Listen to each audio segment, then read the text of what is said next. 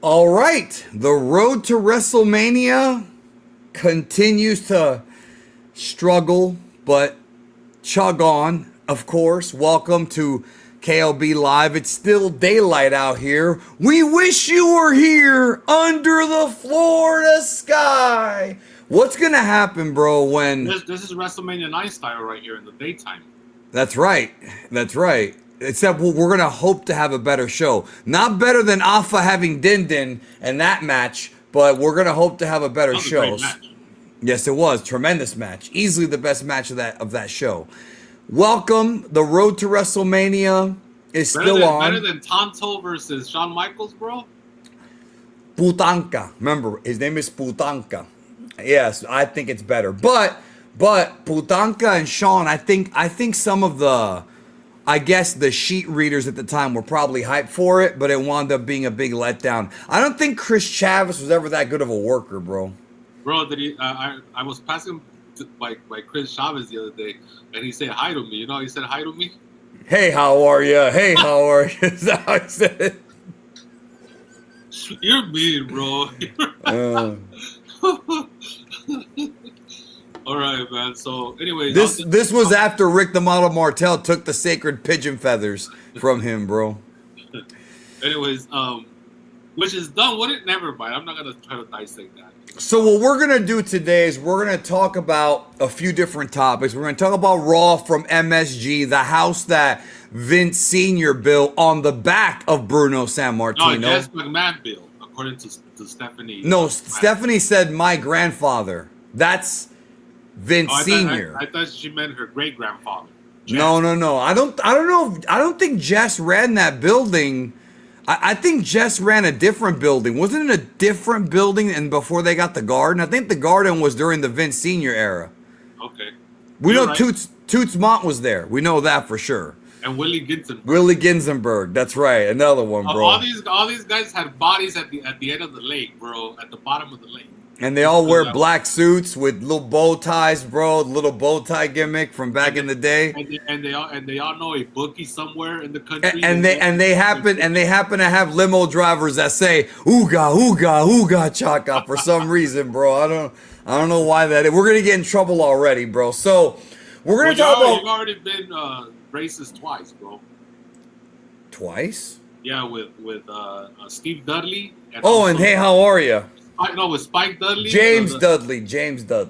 No, he was Spike Dudley. They called him Spike. I don't think anybody called him Spike. Bro, remember when Jesse the Mind Ventura would call... Now, this is what he said, folks. He would call Coco Ware buckwheat.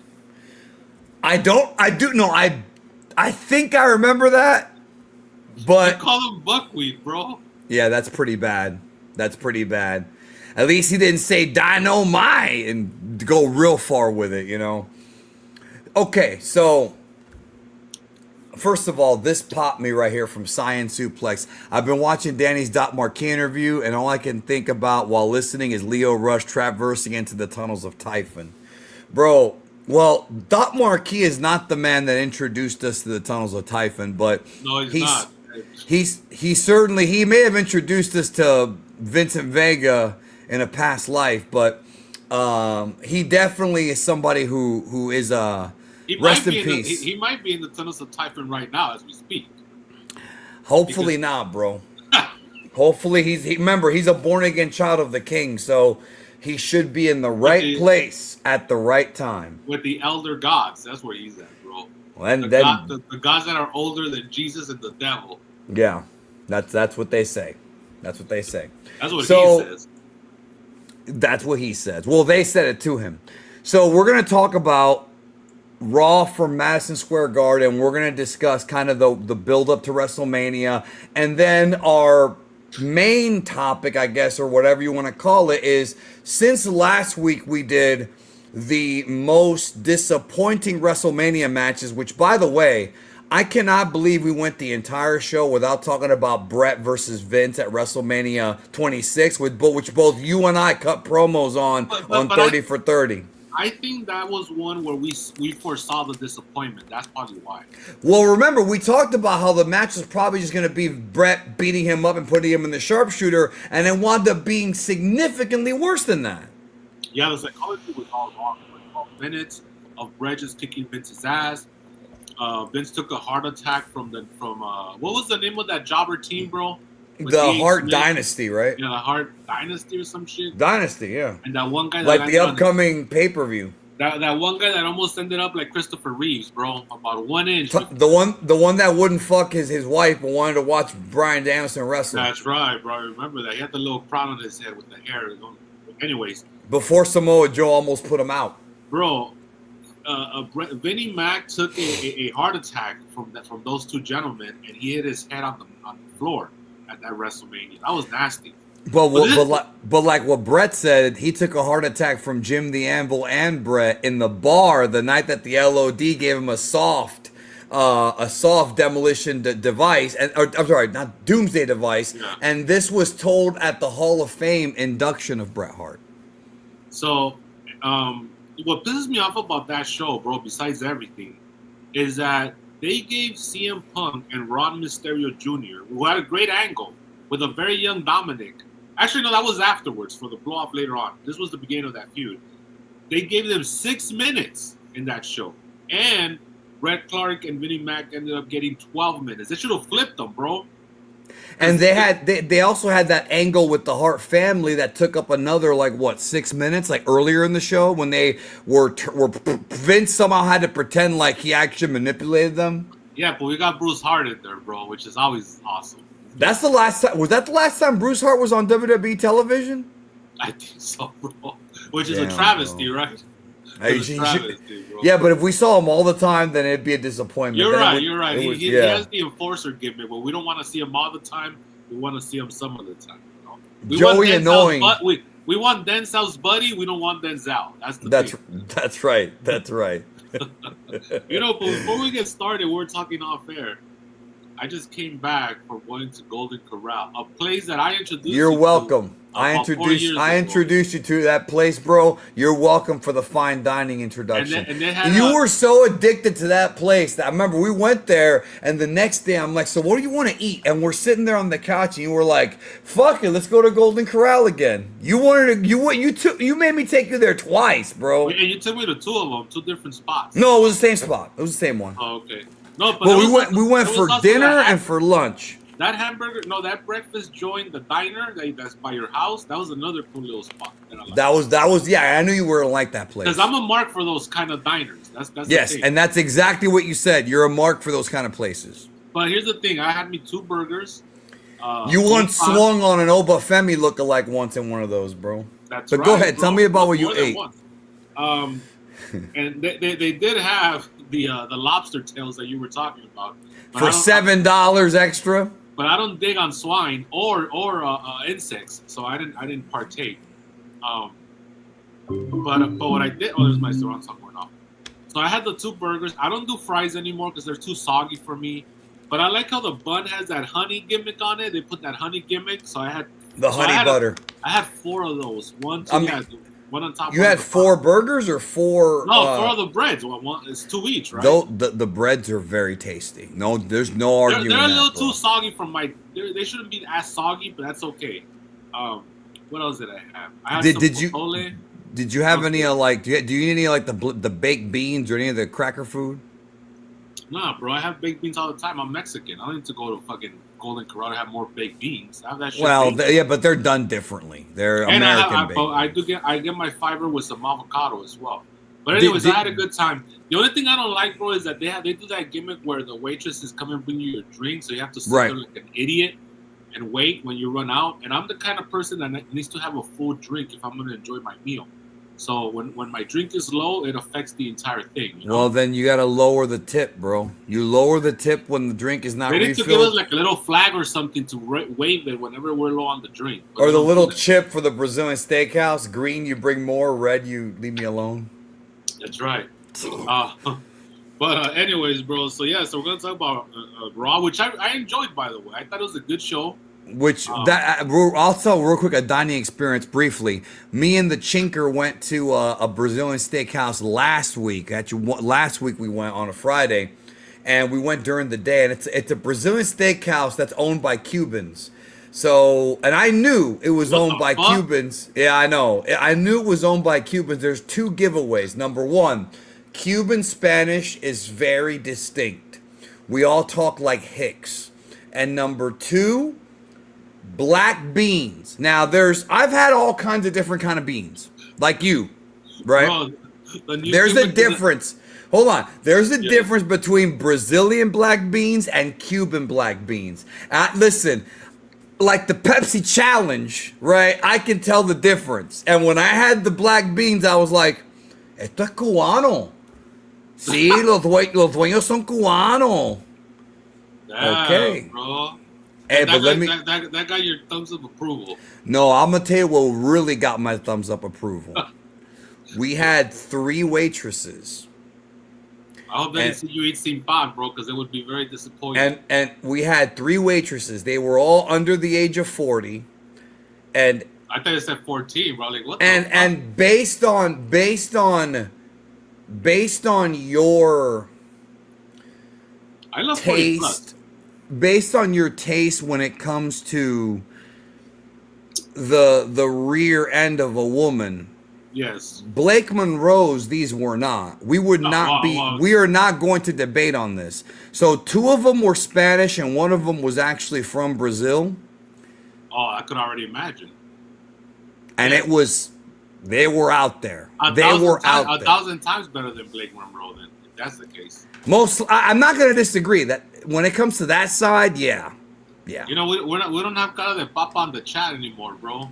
Maybe he'll come back later. Well, this is also an earlier Vaya Come Mierda. Where's that from? Vaya Come Mierda.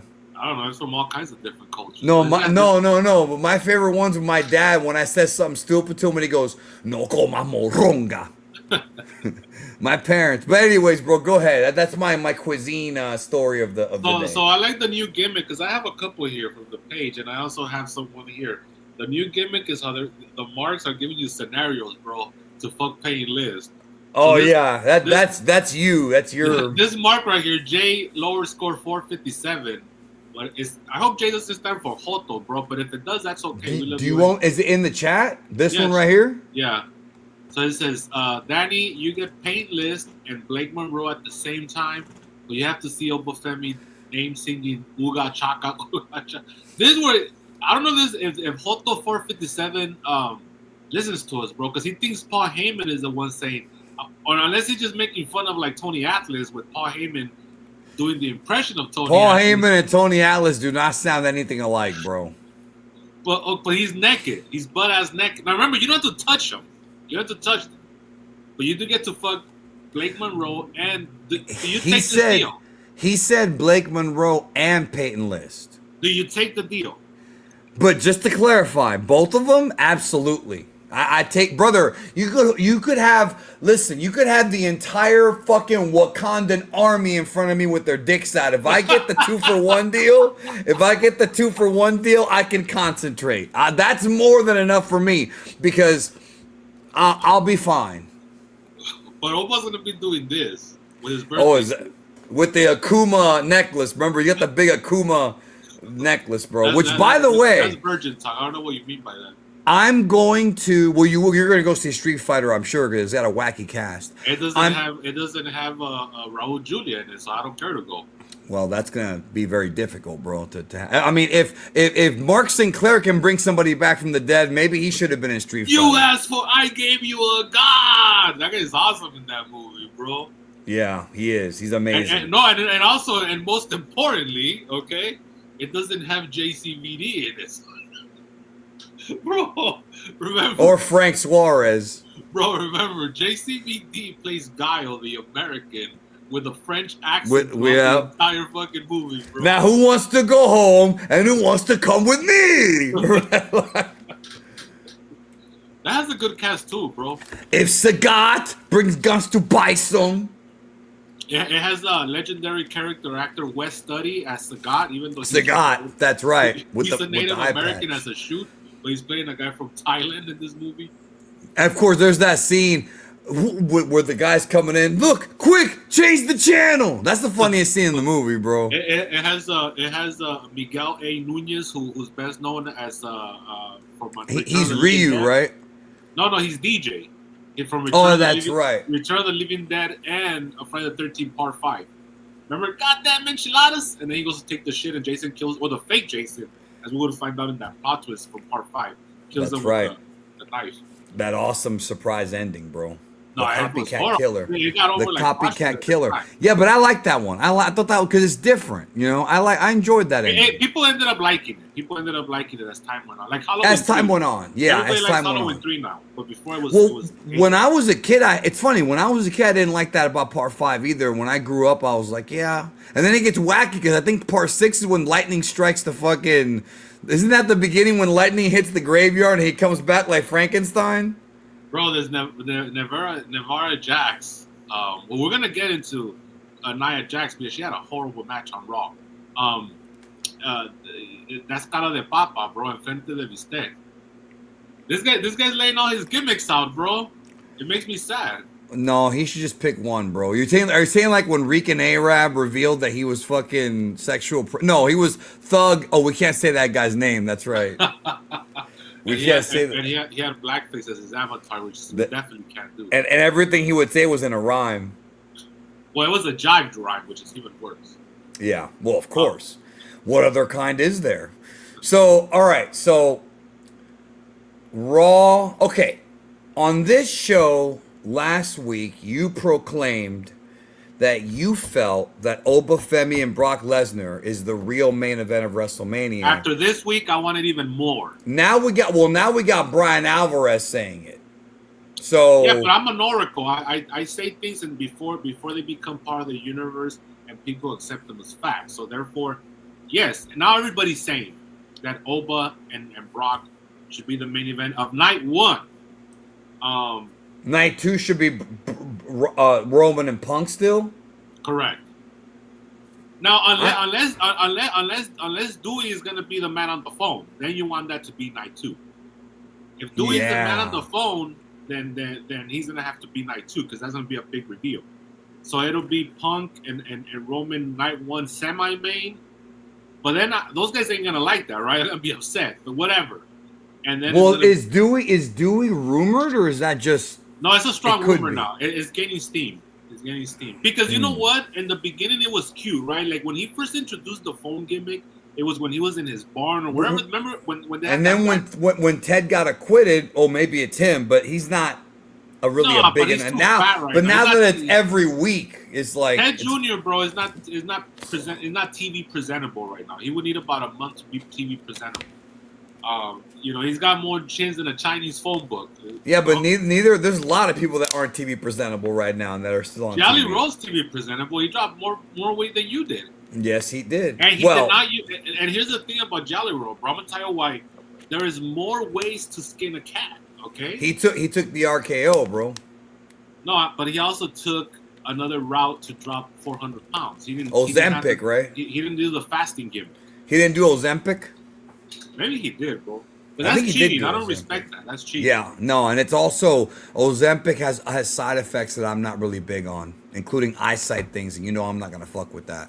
Anyways, bro, so all that after that segment, which was incredible, by the way, that segment with Oba and let's start with that. Yeah, Brock comes out looking like a damn house, cuts this fucking which at promo. his age is not the healthiest thing. I don't think his heart needs that kind of pressure at almost 50 years old, but hey, whatever. That's his life. So no grown man should be looking like that at that age for health reasons. But it is what it is. So he comes out and he's ready for a fucking fight. He's ready to fight because he's been insulted 2 weeks in a row. And I liked how Paul started the promo like a typical Brock promo, and then Brock did what he almost never does, took the mic away from him and said, fuck it, come out here now. I was waiting for him to call him boy again, but I guess they didn't let that one go this time. He should have called him, he should have told him to shine his shoes, bro. Nah, I would have been fucked up. No, but so then all the stooges come out. Jamie Knoble comes out, Ken Doane, Not Chris Abyss, bro, because he would have buried both of them. He's about the same size height as them. I was gonna say he's not TV presentable. No, he sure isn't. He's not also not live presentable. He's a bitch. He's a big Kellogg's killer, bro. He's lost some weight, bro. He's got like that gut that never goes away that I think a lot of men his age have. Very normal. Well, I may have that problem too. So what happens is that the Stooges come out, and then Adam Pearce, who, by the way, folks know Adam Pearce is he's from Chicago, but his career was primarily in California. Yeah. So I know this guy. He's a great worker. People forget that he's big. I miss how good of a worker he was, bro. He's big too. He's a big I want him to wrestle. I want him to wrestle Magnus, bro. Why can't we get that match? They both these guys are pretty good in the ring, I would say. And they're jacked. That's the thing. Like, we haven't seen them. They're jacked. That's your thing. You like awesome. Nick Aldis is a very handsome. American has awesome. Nick Aldis is a very handsome man, bro. Okay, that's good. That's good. I might throw him on the paying listing later on. So here's the thing. Okay. Right. So Adam Pearce comes out and says, "We're not gonna ruin." And then he says this, "My main event for wrestling." He's called it the main event for WrestleMania. He said that. Wait, no, actually, it's the opposite. If you're not TV presentable, but you still have the confidence that you are, then you're an alpha. So if you look like Cain Velasquez, bro, but you behave like Junior Dos Santos, then you're alpha. Anyways, go ahead. Who had a big old... Bro, I hope he has that same smile on his face that he had when he worked for AEW when I go see him live at the 2. No, because that's a real fight. That's the difference. Okay, so anyways, so Pierce comes out, "You're not gonna ruin my main event," and then all of a sudden they brought Oba Femi out. Now the place, this is the Garden, a place that I've been to. You've never been there, but maybe one day you will, kid. But the house that Vince Senior built on Bruno's back. Remember that? Yes. The house that hopefully I sat in the same chair that Bruce Hart sat at SummerSlam '91. I was going to say Bruce Pritchard's chair. That'd be something. That's in the go position. But here's the thing, bro.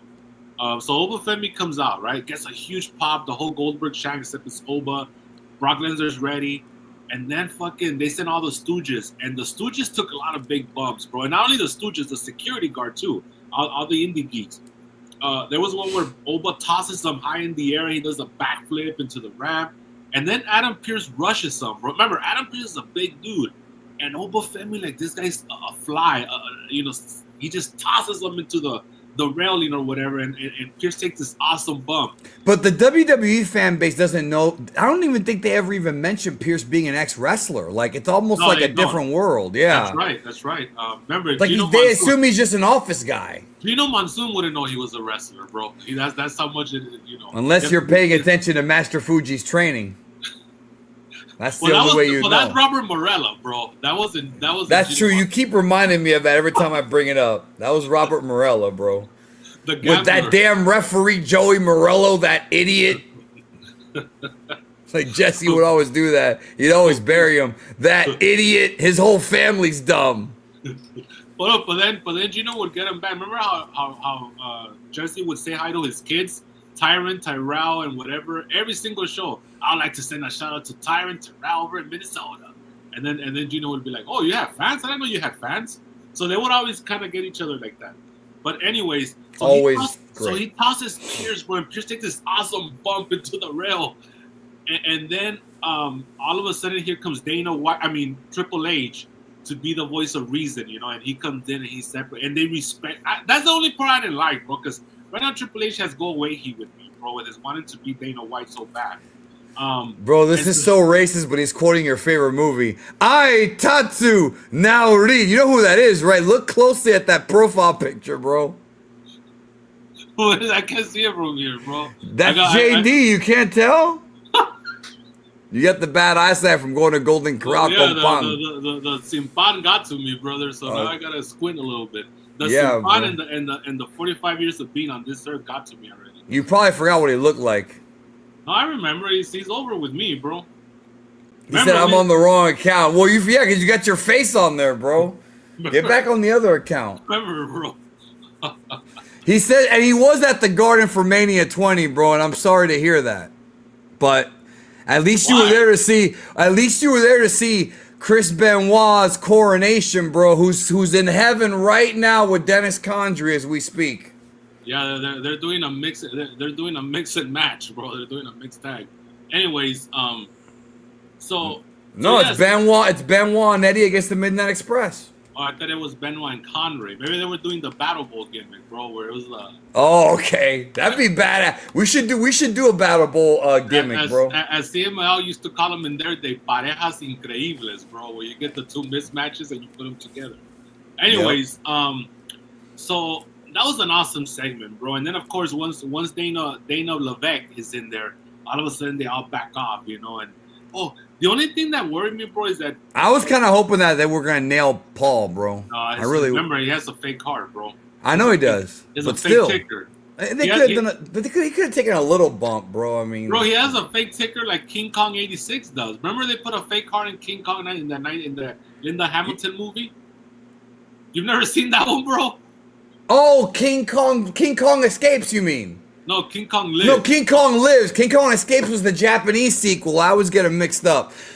King Kong Lives. Yes, I own that movie somewhere. They put a fake heart on him, bro. That's right. They did. That's right. They did. He was in love with Linda Hamilton, bro. That's right. But before Jimmy Cameron got a piece of her, or after, I should say. It was after. I think it was after. Yeah. But before he moved on to Gina Davis after that. So, anyways, that's not a bad move actually back then. And then he moved on to Catherine Bigelow, who's also a looker, bro. Anyways, so Bam Bam's sister, like Reba McEntire's Tito's sister. I like this fucking angle, bro. This is the main event of the Showcase of the Immortals. It's just too big. It's two big horses that just want to fight. It's very basic. And then now this is such a perfectly. I love this fucking angle, bro. Because not only are you putting over Oba, because Oba's not backing down, bro. Oba's ready to throw down. He's gonna go in there. Not one fucking time have they shown that Oba's scared of this motherfucker, and I love that. They shouldn't. They shouldn't do that.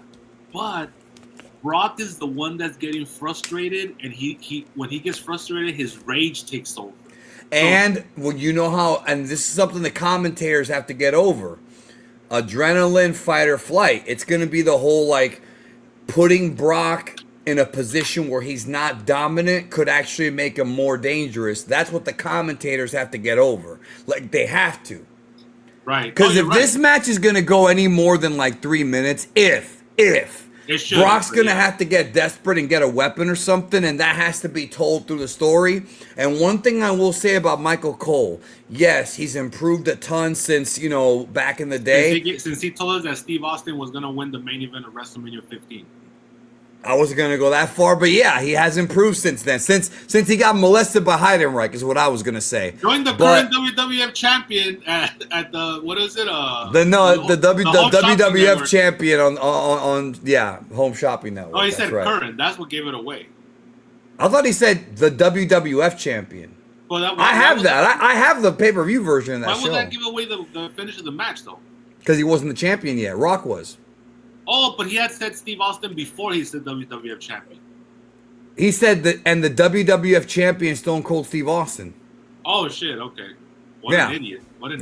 During the Taker Boss Man Hell in a Cell. It was actually, I think it was actually either at the beginning of the match or right around the time that that Edge and the Brood came down or whatever. But anyways, that's ND shit. I was gonna say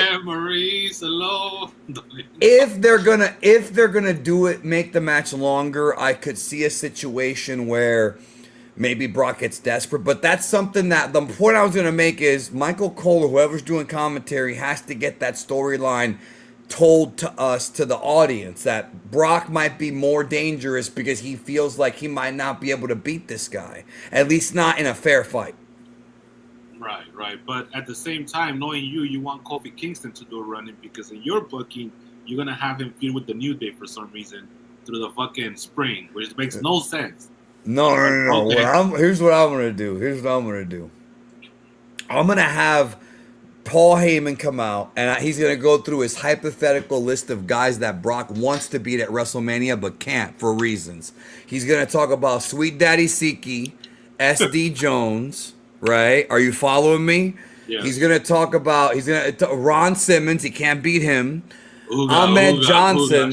He's gonna go through this list of guys, right? With that song in the background, bro. But here's where it gets alpha. But when he introduces the name of a guy, it's gonna be like the IWGP Championship thing where they show a picture of the guy in black and white and have his name floating.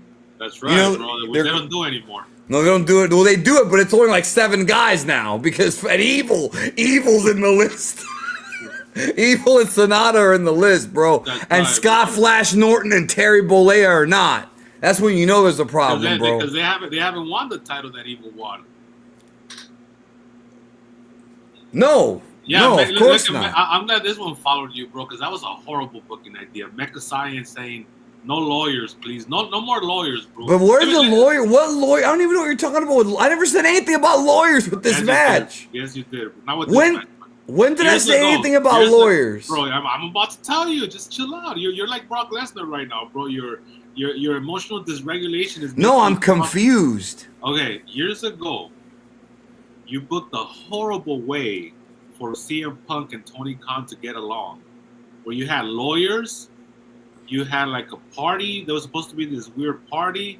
The Fuck the Revival was gonna be involved, and it was horrible. And I know what you're talking about. What pops me is that that's not what happened. At that time, you put me over for this. I countered that with a nice little basic traditional wrestling angle, and it was a better booking angle. Do you remember what it was? You had Vinny Rule kind of shit going on, bro. Who's about to work with TK, by the way, which is gonna they're gonna do a podcast together. That's gonna make Dave's head explode. That's gonna make my head explode. Because they're very different people. They have very different philosophies, and bro. I think they're both NDers to boot, so we'll see what happens. Of course they are, bro. Bro, you need more women on the show. We need some tits and ass. Come on, Tony. Nobody thinks this is real. Only people in the business think it's real. Remember he said that either you were gay? What was his 3 rules for like people that are in the business, bro? The fans? Remember he had those 3 rules. We have them in an old KLB episode. I don't remember that. I just remember him saying, he's like, what was it? He's like, the only people that think wrestling is real are people in the wrestling business. But Dirty Dutch, who's the opposite, said the same thing. I miss wrestling when the marks were out in the ring and not back there. That's a classic Dutch, bro. Vinny Rule or Dirty Dutch? Okay, let me explain something, bro. Okay, I don't know, bro. If Dirty Dom, hold on, let me explain. If Dirty Dom really has. No, I'm talking about Dirty Dutch, bro. Oh, I thought you said Dirty Dom Mysterio. Dirty Dutch. Oh, that's an easy one, bro. Dutch, because he survived sepsis. I don't think you meant Dirty Dom. I was gonna put him over because if he really did smash Liv Morgan the way she looked last night, and on fucking wrestling television, on professional wrestling television, I know a lot of you marks aren't gonna understand this. I know you're not gonna get it.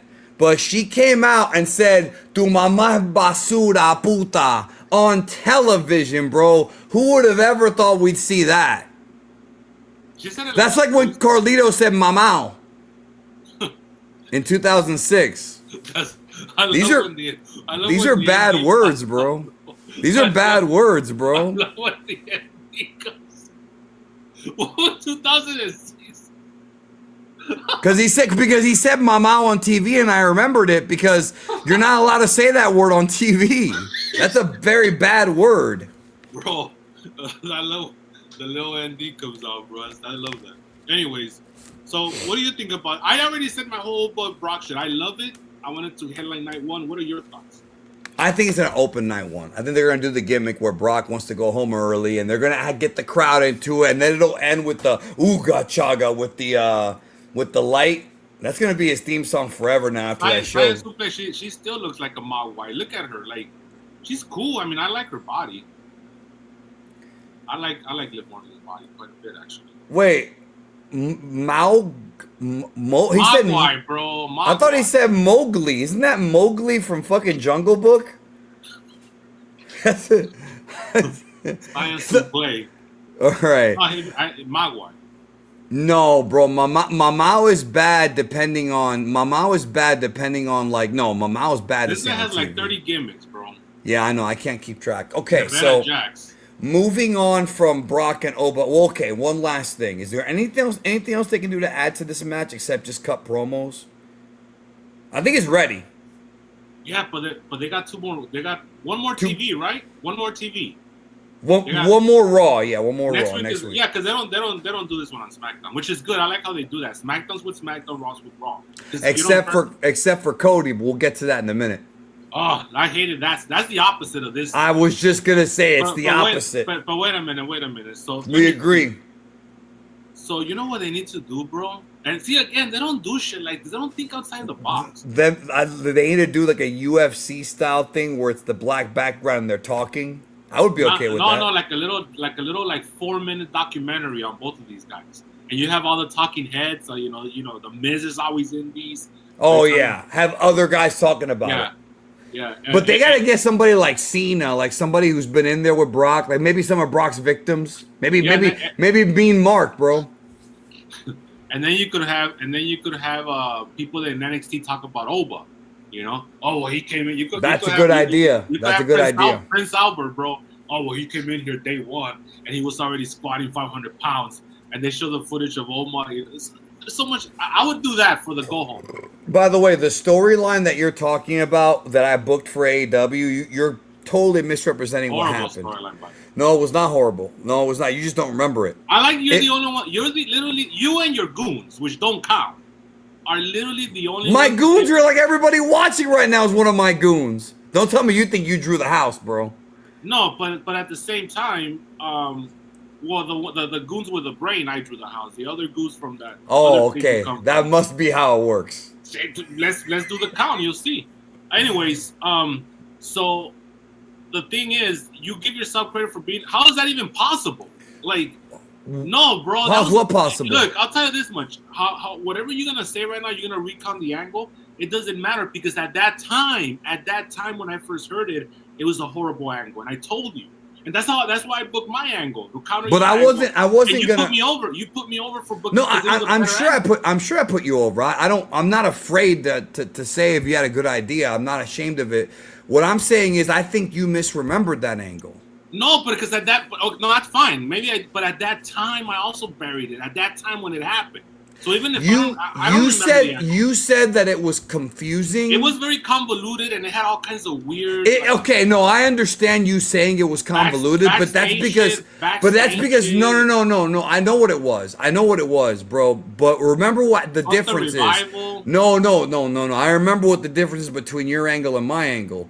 Your angle. My angle would have drew money. Your angle was like a shorter one. I had an entire year booked out, and you have to remember. Now I know what you're talking about. Look. No. Let me say something real quick. I'm here to see the Draven. Yeah, I see that, bro. One guy. Fucking. Oh, you'll get more right now? That's great. You're like, you have fans? No, but look, all joking aside, all right, look. You're thinking, because I know what you're thinking of. You're thinking of the. It wasn't the Punk. Okay, we had two different booking sessions. The Punk Kenny Omega angle was how we get them to wrestle each other, and yours was how to do it at All In, and I was saying to save it for later. That's my angle was longer than yours, but remember the angle with the lawyers is the one about the angle with the lawyers is the one about how Tony Khan signed over the company to MJF. That's the one that you buried. It was horrible. Yeah, that's the one that you buried. Yeah, not the Punk, because you actually you put me over for the Punk one because. Remember how after the first episode of Collision, you and I were both agreeing that they should have had a cliffhanger that went somewhere and CM Punk just wins his match and that was it. Right. And I said they should have had TK go in there and shake his hand and then he gets go to sleep, right? Which they wound up doing with Jack Perry like a year after.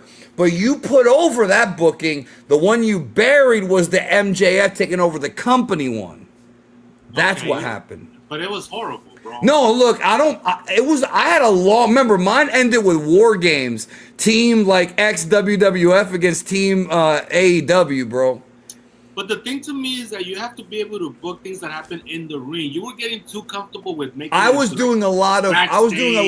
Also, I had like a year. It was a year-long thing, bro. Look at all of Paul's booking this time. Look, Oba Femi shit is all in the ring. Okay, but his booking has not been great. Well, it hasn't across the board. TK's booking has been pretty good, right? He's had all shit in the ring. In the ring, shit. What? Okay, we don't have no midgets running around hold in the back, on. running through walls. Your favorite angle? No, I'm gonna call you out on this one. Your favorite angle in AEW is Kyle Fletcher and Okada, and all of that, or at least 80% of it, is in the back with them being awesome. But that's their own character enhancement. We haven't seen a lawyer. We haven't seen a stripper. We haven't seen a midget. I didn't say anything about a stripper and a midget. That's just Russo shit. But all these little gimmick bullshits. You know, we haven't seen a day in your. You know, Takeshita hasn't come on and a day in your life for Okada with the balloons. I never booked that. But you know what? That's not even a bad idea. See, bro. you're into that. No, wait a minute. No. Hold on. Kyle Fletcher or whatever, Takeshita doing a day in the life, bro, or whatever the fuck. That'd be kind of awesome. There's some book Naito for that, bro. Yeah, I was just going to say that, bro. Naito would take an hour to get out there. Hey, but, okay, now we got to talk about the opening to this show, bro, because, okay, so Cody comes out. It's MSG. His daddy, didn't get the title. We know the story. The minute that I heard Stephanie's music, bro, I remember I was in the other room. I remember I come back and I remember this, bro. With the humble brag, you got 5 rooms in your house and you're putting all 5 rooms over, bro. No, I was in the other room. I was in the I was getting water. No, I went through a tennis court. I went through a tennis court like OJ said, bro. My neighbor had a tennis court and I had a tennis court. What a humble bragger, bro. So what are you saying? What are you saying that you live in a studio apartment? This is all right here, bro. I sleep. You have a 2-bedroom apartment. You're one guy. What are you talking about? And that by the red wall. But no, you were gonna say, I have to go through my anime room where you have all the little anime figures. The game room. No, you have the game room with the arcade. But you're talking about the guest room. Yes, with all the little anime figures. And don't forget the tennis court. Bro, why didn't you put your name on the arcade like AJ Styles did with his arcade, bro? He has AJ Styles on his arcade, which is weird because he'll be playing a lot more of it soon, bro. Well, he's a scout now. He took Gerald Briscoe's old job. Yeah, but what does he know about amateur wrestling? He's an amateur punk stuff. He knows that you don't get paid for it. That's right. You don't get paid for that, do you? So okay. The minute that I heard Stephanie come out, bro, I'm like, and I remember the first thing that popped in my head was, if she cuts his fucking balls off, because there is a history to this Stephanie McMahon character, bro. Yeah, she cut Jericho's balls off. That's one guy. She has had a history of, she gets involved in angles, and much like other people in the business, she doesn't like putting people over. And it eventually led to the inevitable moment where she warned Cody Rhodes about Randy, like Cody didn't know and wasn't there when Randy did all that shit to Paul and knocked her out and kissed her, which is what I wanted him to do to Brandy, but they're not going to go there. I was hoping, bro, when she slapped fucking Cody, I was hoping for one more Brandy. Is this open mic night, bitch? But we didn't get that.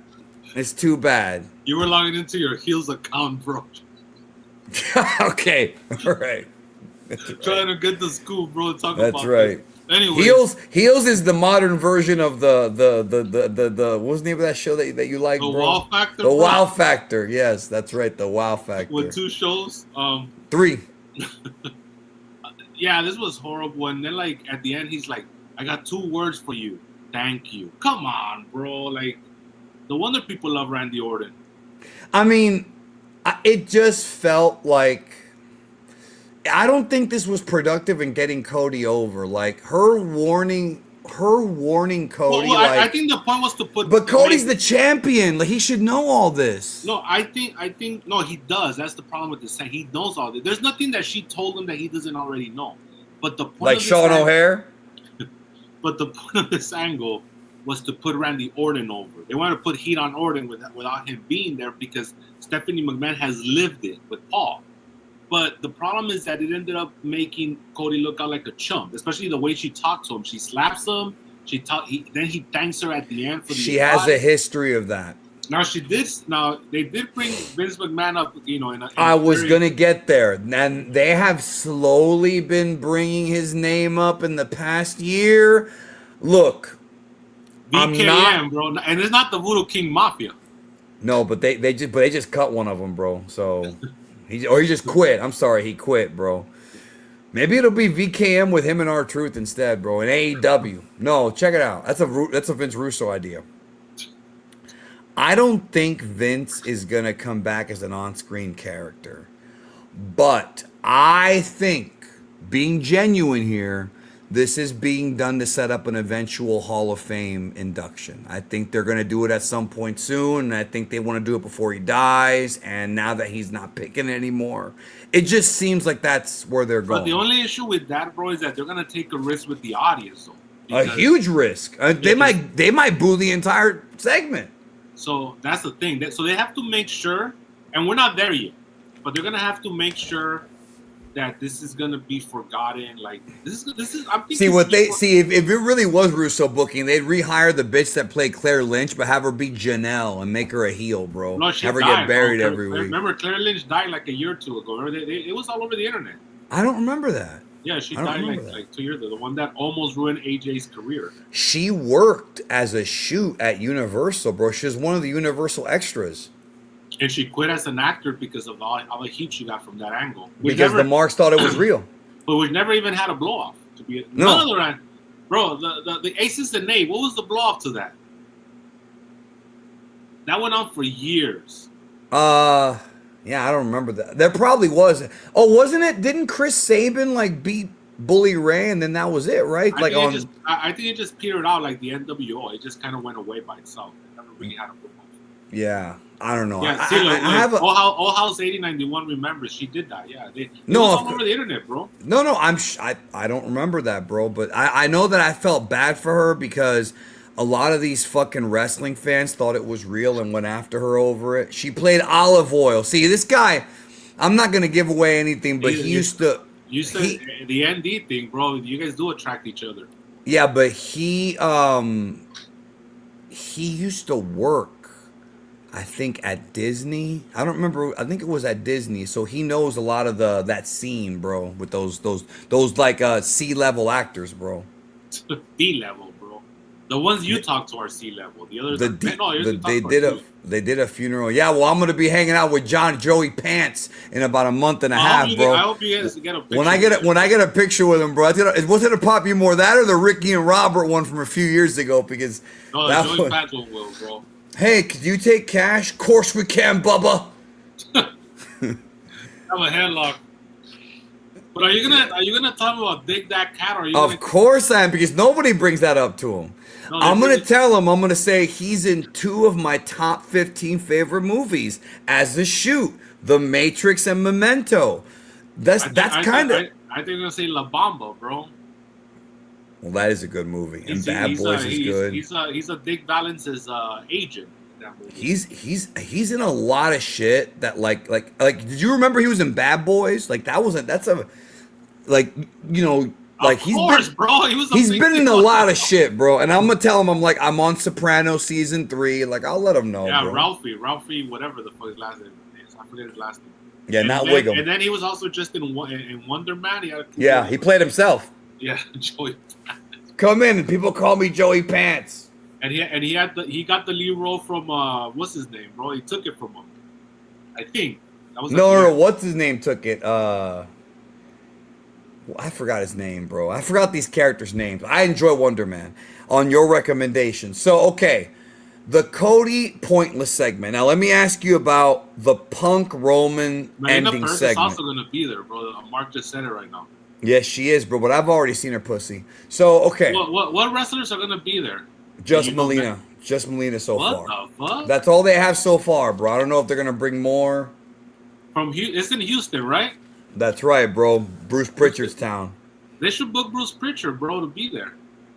No, that would pop me. They can't get Paul Bosch, unfortunately. No, he's dead, bro. But and you know what? Booker wouldn't do it.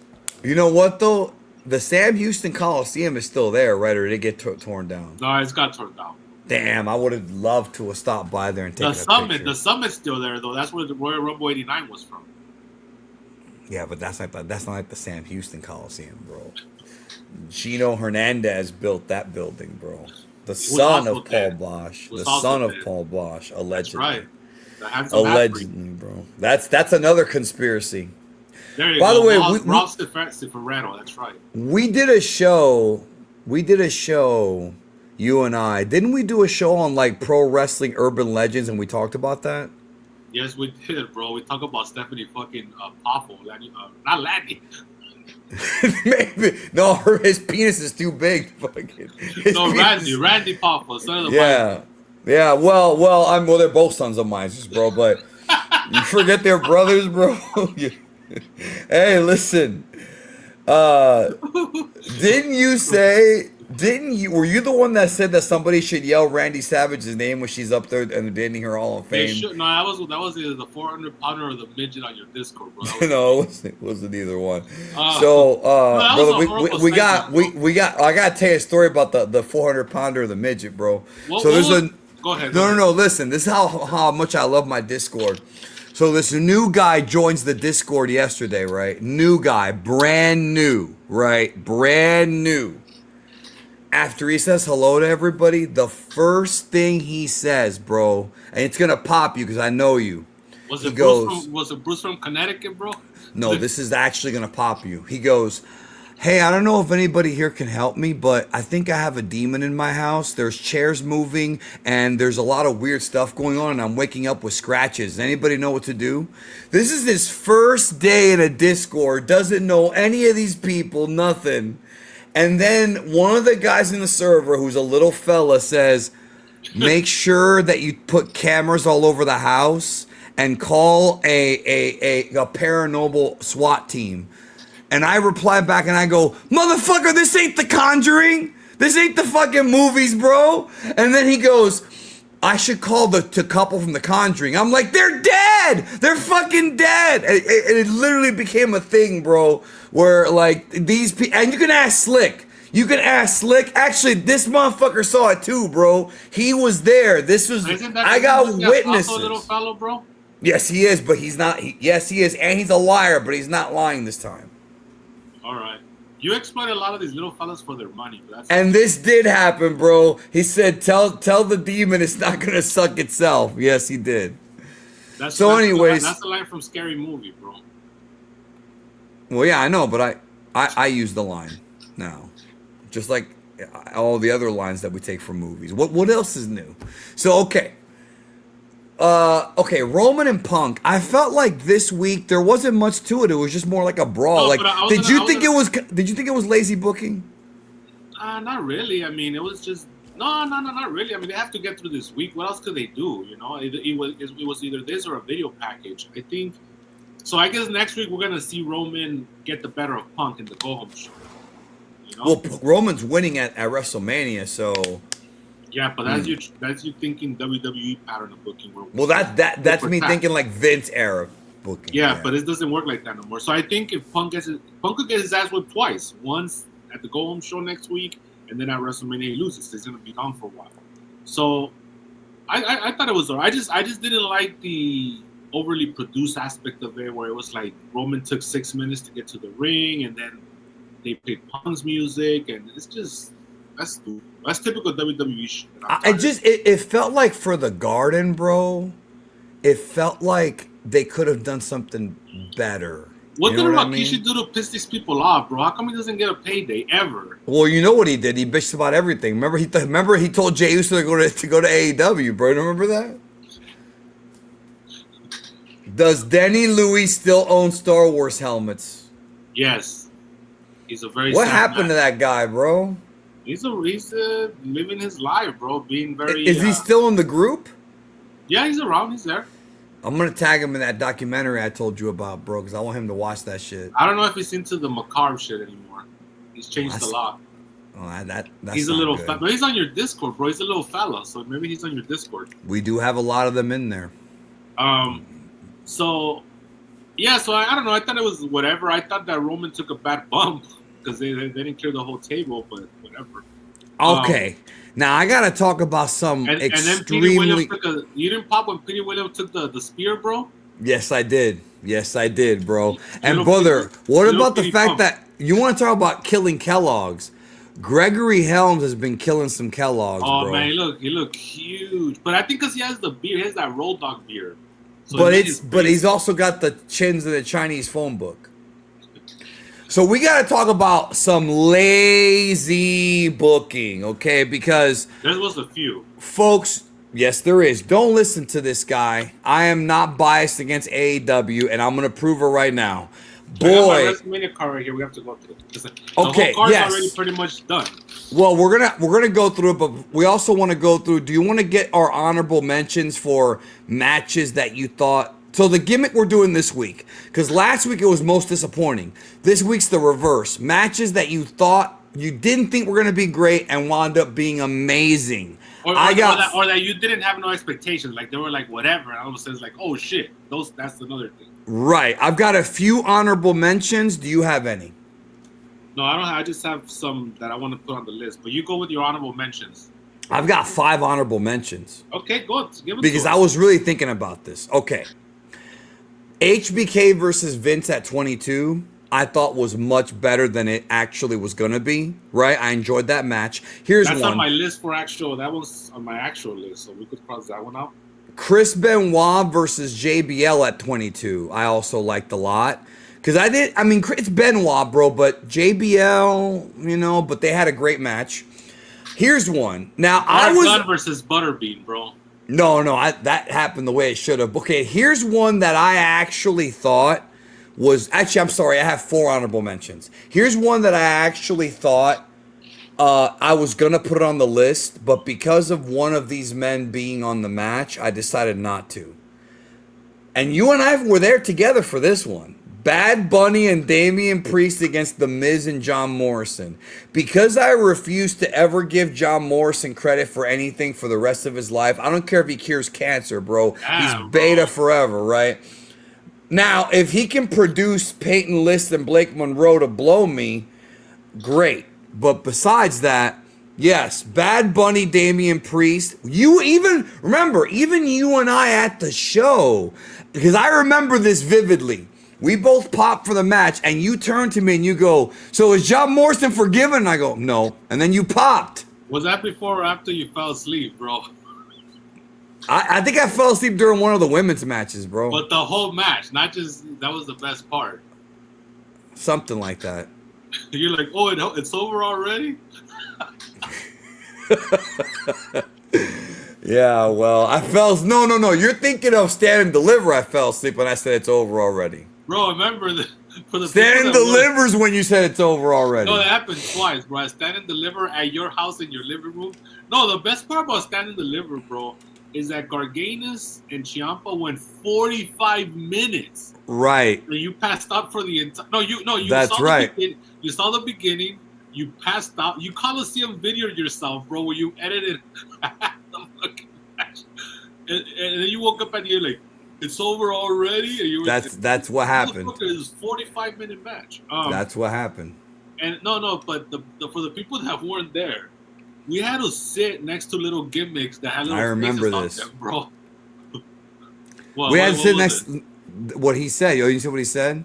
That was me before the end of the old pick and the paper champion. You want me to tell you that? Do you know that story? Stupid, my old pick. Do you know what he's talking about? That I ever told you that story on the show? No. So he came over to watch the paper champion against Theo Pick, bro, right? He got so high and drunk that after the third round... Does he take your gimmicks like I do, bro? No. Does he steal your stash? I don't... No, he brings his own, let me tell you. I think that weekend, I used to give him some of my stash, but he brings his own. So that weekend, he got so drunk and high. Remember, this is a 5-round fight. After the 3rd round, he starts walking over to the guest room to go to sleep. He goes, "All right, man, good night." I go, "What are you doing? The fight's not over." He goes, huh? I go, it's a 5-round fight, bro. He goes, oh, it was the brownie. Okay, yeah. Yeah, see, you remembered. Yeah, bro. So that's what happened. So this man thought the show was over, but there's still 2 rounds left. Bro. So we had to sit next to little gimmicks with faces on them because they could only The be cardboard, yeah. We had to have 5 feet of. There was so many cool things. Social about that, distancing. There was so many, like, that was the day where you picked up on the girl in the tunnel, which is a classic story. Because you did the whole Adam Sandler gimmick to a T, bro. That little fella that could pick up and stuff. Yeah, but now we know that I wasn't a gimmick. Bro, I told you. Your opening line was awesome. You look at her, you're like, "Do I smell?" That was your opening line, bro. Did I really say that? And I knew I didn't smell. And then she started, like, you guys started vibing and stuff. Yeah, we saw Punishment Martinez's brother right next to us. And then also the Puerto Ricans that were throwing the chicken nuggets. The chicken nuggets, yeah, that was a lot of great stories. Catching them and eating them, bro. And then we saw this. Hulk Hogan got buried, and what's his name, bro? The black dude, the father of the year. Yeah, him. He got cheered. But yeah, what else happened? Oh, there was more stuff, bro. Little gems. We got Virgil to lower his price to $10 for the picture. That's right, bro. Because I mentioned meat sauce. He wanted 20, but we parted it down to 10. Yeah, because I told him I wanted meat sauce from Olive Garden, and then we saw Frank Lopez. He was wearing like a Ricochet suit, bro. Did I Mandela myself? He was wearing a suit, right? Like a bodysuit. No, that's a picture that he had. That's right. But anyways, he was there. Then we saw this one guy. The one guy, yeah, who recognized you, and I was surprised that he did. You at that point weren't doing on camera yet. But he had like a poncho, like a. Yeah, yes, he had because remember they were giving out the ponchos, so we got caught in the storm. Remember that was the show that a hurricane hit the building, and there's no roof. So remember we're getting in line. Oh, that was because it was. Remember, we went to. That's when we went to Applebee's. Yeah. We went to Applebee's that day to have lunch because it was his birthday and my birthday was like sandwiched in between the two. Same thing with this year, bro. You know, this year Dynasty is. I think Dynasty. Last week, bro. Dynasty's boy. It's right after. It's right before my birthday, but right after his birthday because his birthday's April 10th. So yeah, that was the day he met you, bro, and you met his sister, and we prayed. That's right. It was a good day. You had all your friends are awesome, bro. I put them all over. That's right, Samoa Joe with the poncho, bro. And he got fired like a week later. Yeah, bro. So that guy with the poncho, he disappeared. But for the longest time he was just standing there. Yeah, because we had met up because there were other KLB fans that were coming up to us. You know, there was Geekdom fans. There was quite a few actually. And then I get surprisingly recognized more than I expect. And then we see this guy just standing there, and then he recognizes me. You're Draven, like yeah. But he looks like a Geekdom fan. We won't say what that looks like, but you can put 2 and 2 together. But this is what I was thinking, bro. Let's make this guy's day and have him hang out with us. Because remember, what happened is that with the lightning storm, they made us hang out in the concessions anyway. We had to stay there. So yep. I was like, well, let's have this guy hang out. And then there was that guy that came and had that conversation with me for like 10 minutes when we were sitting down, and I was just kind of hoping he would leave us alone. Dude, I forgot about that. Remember that guy, the British guy or whatever? I forgot his name already, bro. Wasn't he wearing a Bray Wyatt, one of those goat masks? I think he was, bro. I think he was, because that was that era. Yeah, and he had the red Daniel Bryan shirt on. The yes. Yeah, well, all your people do, bro. They got the beer of the Daniel Bryan. So, anyways, so I was like, let's make this guy's day. Because folks, so people that don't know, when me and Danny are hanging out, this is the same vibe. We're just talking, laughing.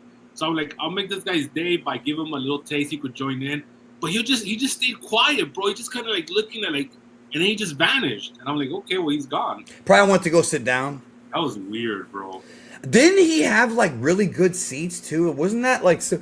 Who Yeah, was well, it that? you should have punked them for him, bro. These people all bowed down to you anyway. You should have punked them for those seats, bro. You're right. Right. You should have told me to You do should it, have bro. been like, yo, you like me? I'll give you a little autograph right now. Just kick me down. We'll switch seats, but you got to meet Well, me. we don't even have to switch seats. All we got to do is move that cardboard thing out of the way. Because remember, when the storm hit, see, that's the thing. We actually moved down. We were supposed to sit higher up. We moved down. Because when the storm hit, a bunch of those cardboard things got knocked away, and we could have sat anywhere. Remember how we moved? We moved like, what was it, like 3 sections over to get closer to the ring?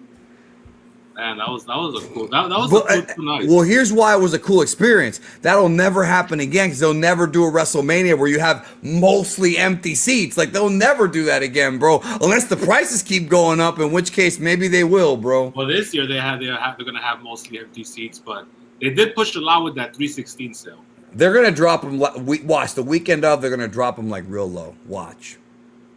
If you haven't bought a ticket yet, and you're gonna be in the area, I would. Wait till the last minute. I fall into that category. You're 4 hours. Yeah, you are you gonna do? You can't do that gimmick where you drop your car off and sleep in your car, right? Because you can't do that anymore, right? No, you know, bro, instead of getting a hotel room, you sleep in your car. I've done that when I was younger, many times in Vegas. But now they charge you for everything. Even if you stay in a hotel in a parking lot, you gotta pay. You're doing the gimmick where you're like Casey Jones in Turtles, bro. You gotta roll the window down and shit so you get enough air. Remember, you're a Remember that part? You're a claustrophobic. You want to lose your teeth? I never looked at another guy before. Elias Codius, bro. One of your favorites. Alpha. All right, Is he gonna be in Houston? Elias, he does those conventions all the time. He's not at this show, but I'll pop if I see him. All right, let's talk about lazy booking. We're gonna talk about lazy booking, and you said there's multiple examples, and I'm gonna tell you. Penta El Cierro Miedo is one. No, hold on. I'm gonna play a little trivia for you here. All right, here it is, brother. Here it is. The answer is 316. The question: how many WrestleManias have had a 4-way women's tag match? All of them, bro. All of them. The answer is all of them. Another 4-way women's tag match this year. That's 1. 2. We're over here like, oh, what's Gunther doing? He might sit out. I guess Braun Breaker's not ready. Fuck it. Just have Gunther attack him. Why? No reason. Paul Heyman paid him off. I don't hate that entirely, bro. But we're 2 weeks out, bro. And if you know anything about wrestling, you have to be like, okay, this is obviously a last-minute decision. But look, there's a couple things here. I'm gonna. I have one more for you. We'll get to it, but let me comment on this Braun, whatever. Well, I'm gonna cut him a break because there's a legitimate injury. So they waited, bro. They gave Braun Breaker a shot. They waited to get cleared to the last minute. Right. Pretty much the last minute.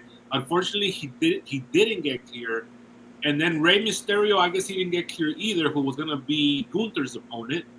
They put them together. So they just put them together, bro. And it's like, you know what? I'm better because remember, I was already pissed because I'm thinking they're charging $1,000 a night for this fucking show.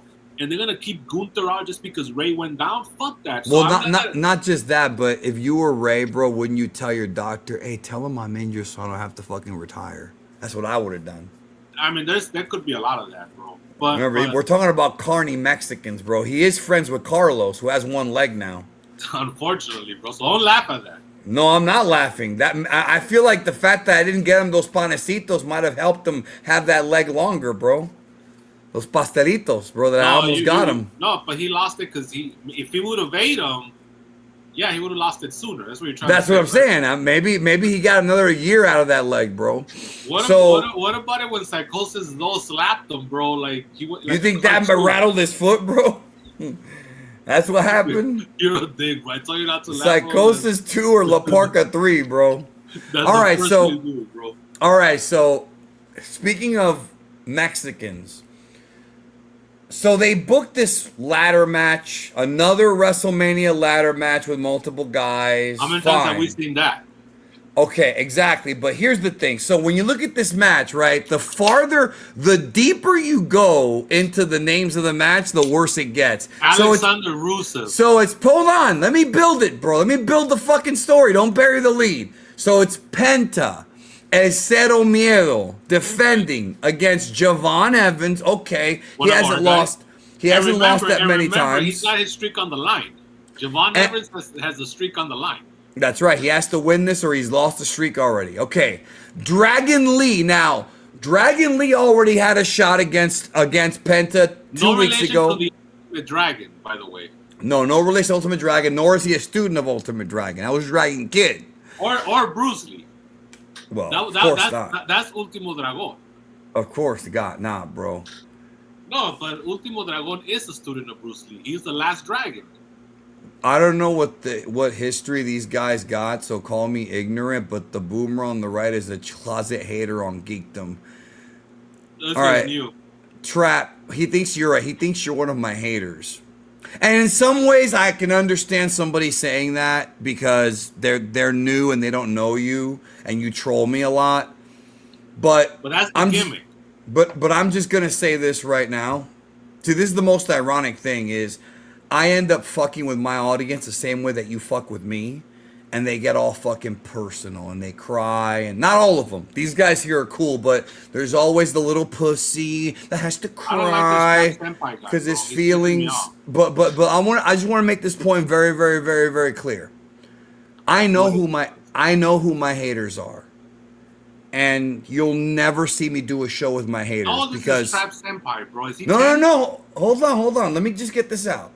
Yeah, Carlos, the mark fell for it. That's right. I will never do a show with any. I will never do a show with any of my haters because I have way too much self-respect and too much time, or too little time left on this planet to waste time with a hater, bro. So.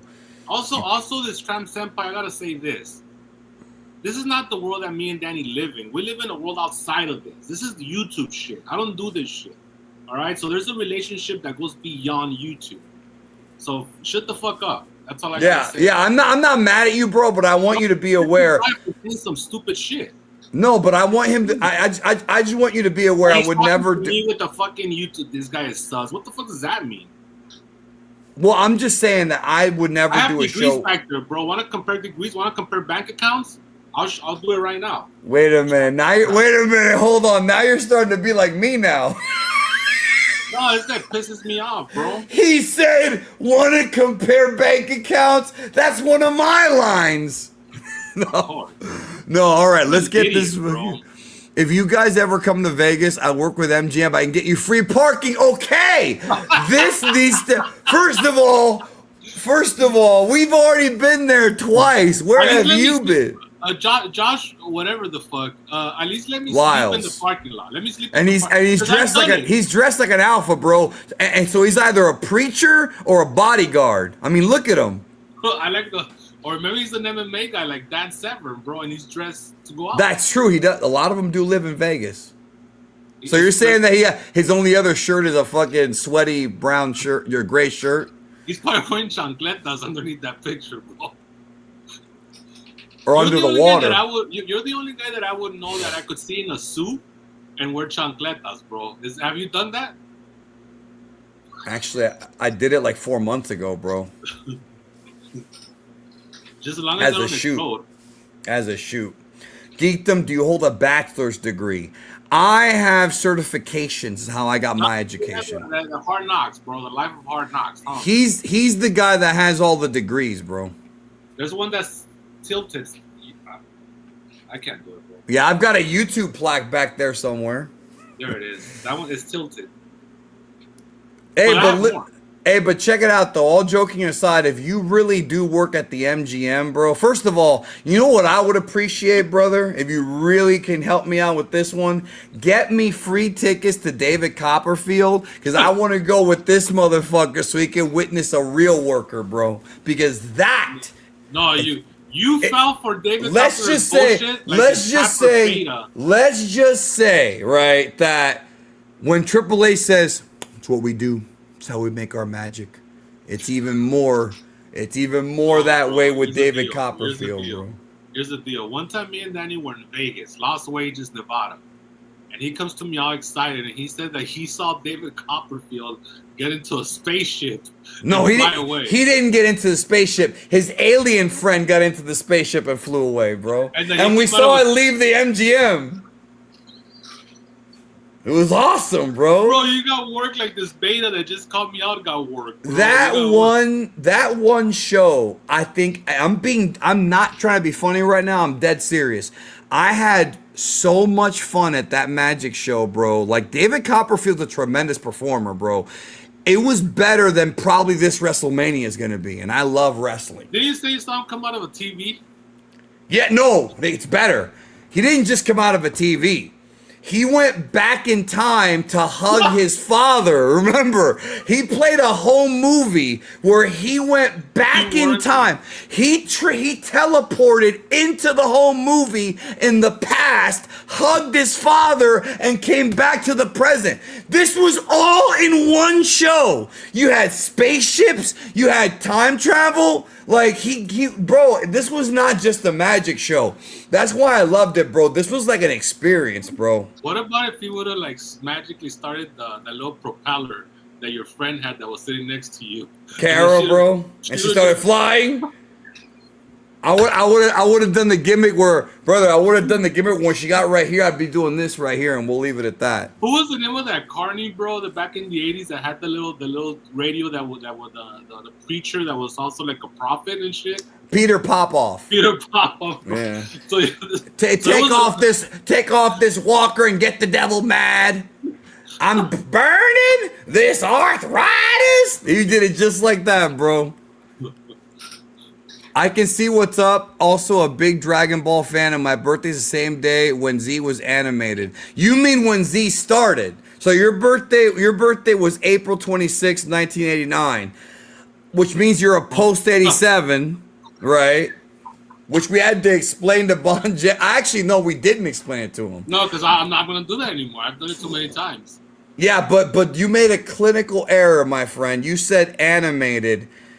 It would have already been animated when it comes out, bro. Very few cartoons are live. They're straight on the animator's wrist. So let's talk about this IC title match. But you don't like David Blaine, huh? You're not into David Blaine because he's like a. I love David Blaine, but he never did any shows. He's more of a wizard than he is a magician, though. Yeah, because he swallows goldfish and pukes them back up again. That's not magic. That's a real thing you have to learn how to do. That's a skill. He reads your mind too. Don't even get me started on that one, bro. There's actually a trick to that called being a mentalist, and I want to learn that. The thing about magic is the reason magic, why. Bro, you have to define what. No, magic. not with a K. Not with a K. I would never touch that stuff. I'm a born again child of the King. So I would never touch the magic with a K. But the best thing about magic with a C is the amount of pussy it draws, especially up close magic.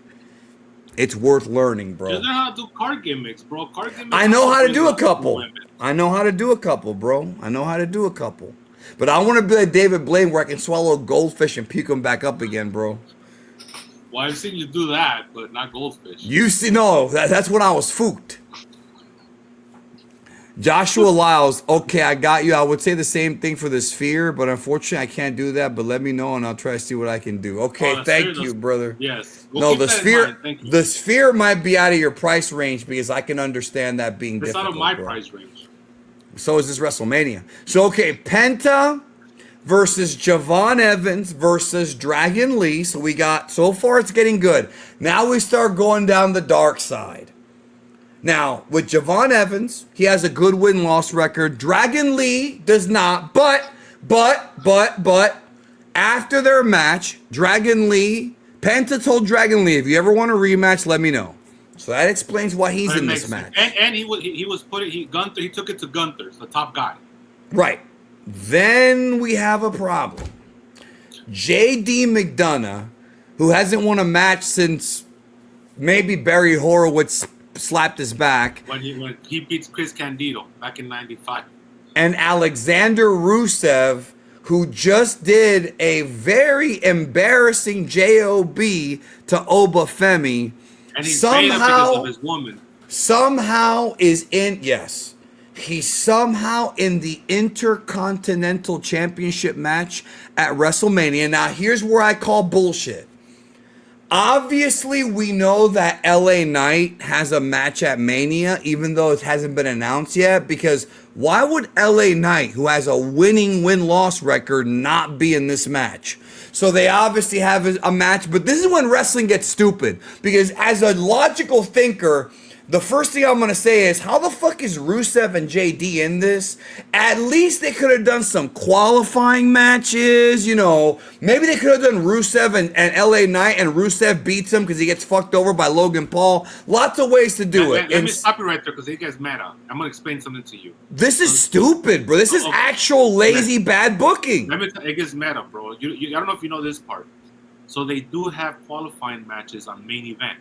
The show that nobody watches. Stop lying. But they taped them last night, and for the first time, what they didn't when Michael Cole announced the match, he's saying, "We taped them. We know the results, and here they are, and these are the winners." But we haven't seen it yet into this weekend, so we haven't seen the matches of the qualifying people into this weekend that were taped last night.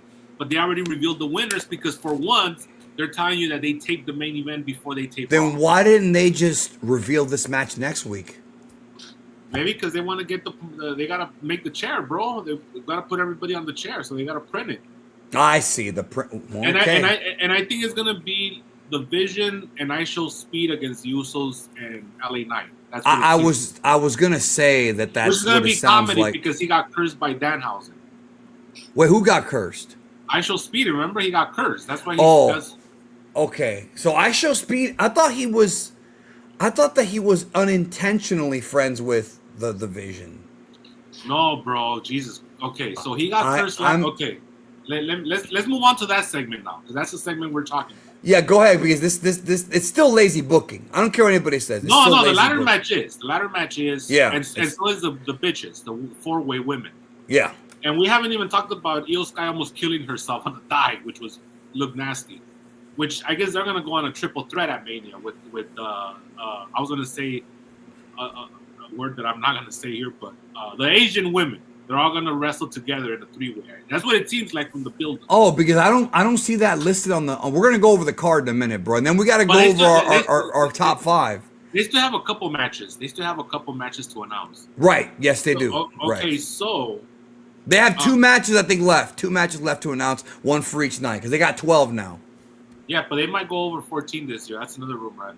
Over 14. Yeah, I thought it was going to be 7 and 7. I think they might do 8 and 8 this year. I would be okay with this. Because there's a lot of top people that still don't have dancing partners. Like, what are you going to do with Punishment Martinez? What are you going to do? And R-Truth. You got to do the tag match. Yeah. You got to do the Wyatt 6. Io Sky has to be in a match because she's probably the best worker of the women. So there's still a lot. But anyways, so last week, Danhausen curses Io Speed. And then I totally didn't see that segment. Yes, and then Io Speed's freaking out. He's had bad luck all week, right? Like the Miz has, with the ladder fell on him. So then this week, Dominic lost. Right. So then this week, Io Speed is looking for Danhausen so he could remove the curse. And then Danhausen is like, I will do it if you give me $1 billion. And it's all comedy bullshit. I saw that part. That I did see. And then Adam, what's his face? Pierce. He's like, he tells them, okay, go out there, to the audience and have a good time. Okay, fine. So he's out there with the Vision against the Usos in a very generic street fight because I saw that. And then for whatever reason, Logan Paul's mother had fucking brass knuckles. That was wacky, bro. That was wacky wrestling. She happened. Yeah, this is also not official. He's right. Yeah, but they almost killed each other on SmackDown, bro. I think they're gonna. They had a horrible fucking match on SmackDown. It was one of those like fuck the best, And so then, this is very racist of you, bro. Very racist. I know. What's up with this? Well, he's a little fella though, so I'm not really tripping. Yeah, but not all little fellas are racist just because I am and you are. Purple Dawn, whatever the fuck. Purple Gimmick, bro. He should call himself Purple Gimmick, bro. Does he stick a purple bonsai up his ass, bro, like Paige did? Well, that's why I said Purple Gimmick. That would be painful because Cyan is a god, right? To stick a god up your ass? No, Cyan is a giant ape man, but he can become a god. But that would hurt if you stick him up your ass. I think so. So Purple Gimmick. I could stick one up my ass here later if you want me to do it, bro. But nah, come on, bro. Anyways, so then Logan Paul's mother had brass knucks in her purse. And then that's right, I did see that. And then he fucked up and hit the wrong guy. Because IO Speed is this is all comedy, by the way. It's all comedy. IO Speed is confused, he's scared, so he's unbalanced, and somehow he gets involved with Logan Paul. He takes the brass knucks off, and then he turns around and he hits LA Knight with them by accident. Then then Division win the tag titles, which was a story, I guess, if you want to call it that. Yeah. So and then backstage, all of a sudden, Division is like, well, now they're after you, IO Speed, so you got to hang out with us. So that was kind of how it's like a cliffhanger. They left it at that. So I'm guessing that's going to go on second. That's like one of those like going on second type matches. You know what I mean? Yeah, and it's all kind of comedy stuff, you know. And so that's another match that's for Mania. So the only thing left is that match has not been announced yet. Tiffany, Julia, if they decide to do another one, and then whatever the Damian Priest R-Truth thing is, and then that's it, right? Or is there and the Asian women. The Asian women. So it's going to be 8 and 8. It looks like it. Okay. Well, all right. Let me think about this. I got my list right here. I actually didn't give my last. Oh, I got the list here too, but I didn't give my last honorable mention, bro. Oh yeah, go for it. The Miz and Logan Paul against Mysterio and Dominic at 39 is an honorable mention. Didn't quite make it. I wasn't expecting it to be that great, and it wound up being really good. Oh, that was a good match. And you know, speaking of, because one of my top 5, my number 5, I guess I could go ahead and say it right now. Do you want to start the countdown now? Yes. Okay. Go for it. Number 5 on the. Just to remind everybody, this is the list of matches that we had low expectations or no expectations for, and wound up actually being pretty good. My number 5 is going to be AJ Styles' greatest WrestleMania match of all time, which is out of all the workers. Think about it like this, bro. Out of all the workers that he worked, Edge, Jericho, Nakamura, all these guys, Shane O'Mac gave him his best WrestleMania match of all time, bro. At a WrestleMania that you were at, the one with the roller coaster, whatever. 33. Yes. And that was great. Great. That drew the curtain, as a matter of fact. You're not going to believe what my number 5 is. All right. My number 5 also features Shane O'Mac. WrestleMania 35, the second best match of the night was Shane McMahon against The Miz. Remember how good that match was? Yeah, that was a great match. I was there live for that. Now, we could have obviously brought up what the potential would have been if he didn't get hurt at WrestleMania 39. Remember what happened, bro? When he came out, it was, here comes the money. 2 minutes later, it was, down goes the money. So, which I was also at live. Yeah. What were your reactions when you saw him crumble like that? I started laughing because I'm a horrible human being. You are a horrible human being. It's about time you admit that. Anytime I see a millionaire, as you know, I'm a person that, well, I'm not going to label myself here in front of everybody, but let's just say that I don't like millionaires. But you love Tony Khan. You love defending that guy. I respect. Let's switch it up now. He's a trust fund baby, though. But I don't like him because I don't know. How could I like him? I don't know him. Well, you told me a long time ago you didn't like trust fund babies. That's your words. But that doesn't mean I'm gonna like root against them either. I mean, hey, he's doing a good job. He's doing a better job than Paul, another trust fund baby, if you ask me. So, anyways, okay. So I started laughing hysterically because it's a millionaire that got his ACL destroyed, and then Snoop Dogg dropped a worked elbow on him, and it popped me.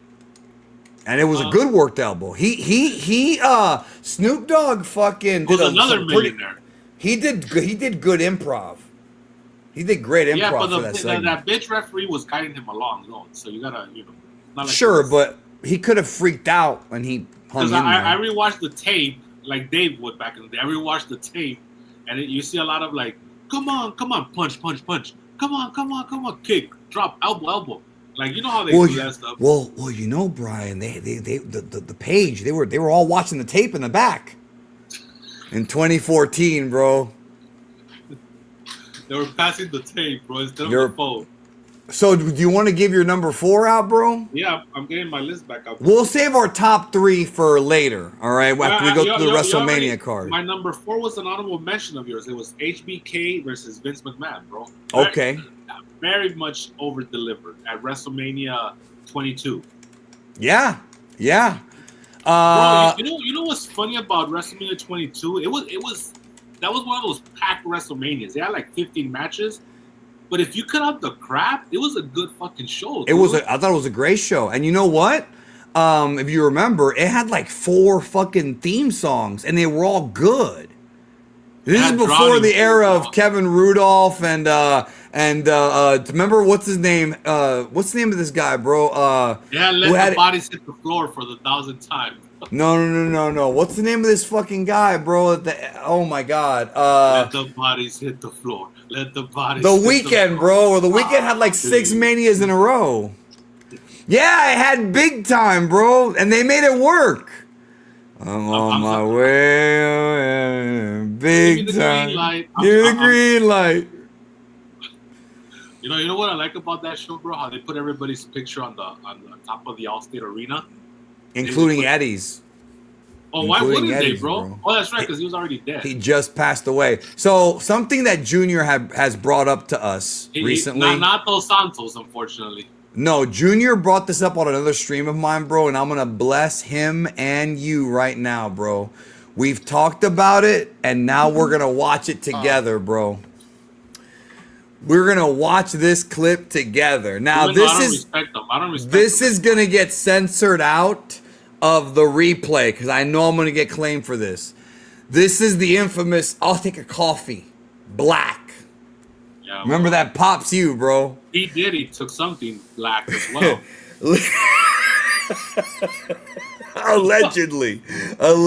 We don't know this is true, okay? But I do want to put Reginald Val Johnson over in that this is a tremendous performance by him as a very concerned father and black man, Officer Carl Winslow. It ain't as good as Sancho Mitchell at the bar, but okay.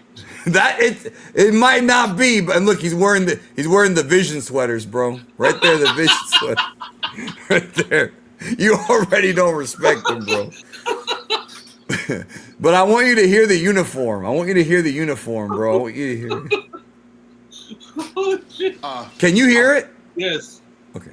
Have a cruller, please. A cup of coffee. Black. You heard it right. And a cup of coffee. Yes. Black. That's what started it, bro. Please. And a cup of coffee. Black. So what's this about? Well, you two work the Burlington Heights district, don't you? Yeah. Did you work the evening shift last night? Yeah. When I went to Chicago and I saw Burlington Heights, I did pop.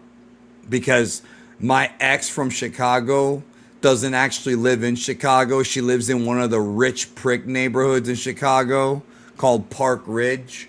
So I was around all the rich pricks, bro. That's right. But I didn't go to the Home Alone house. I wish I had. You're fucked up on that.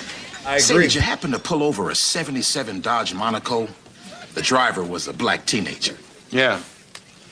Ran a stop sign. It was failure to signal. Whatever. Who are you, the activist on the force? No, I'm a father on the force, and that kid was my son. Look. Bro, talk about great casting. Tell me this man doesn't look like somebody, bro, who would have headlined the Mid-Southern Territory and Southeastern against fucking the Snowman. Tell me that this man wouldn't have fucking said boy after every sentence, bro, in every Why couldn't it promo. be Master G, bro? Why does it always have to be the Snowman? It could have been Master G. He's not on my list, by the way. I can see you being upset and all, but hey, it was your kid that messed up, so don't try and take it out on me, all right?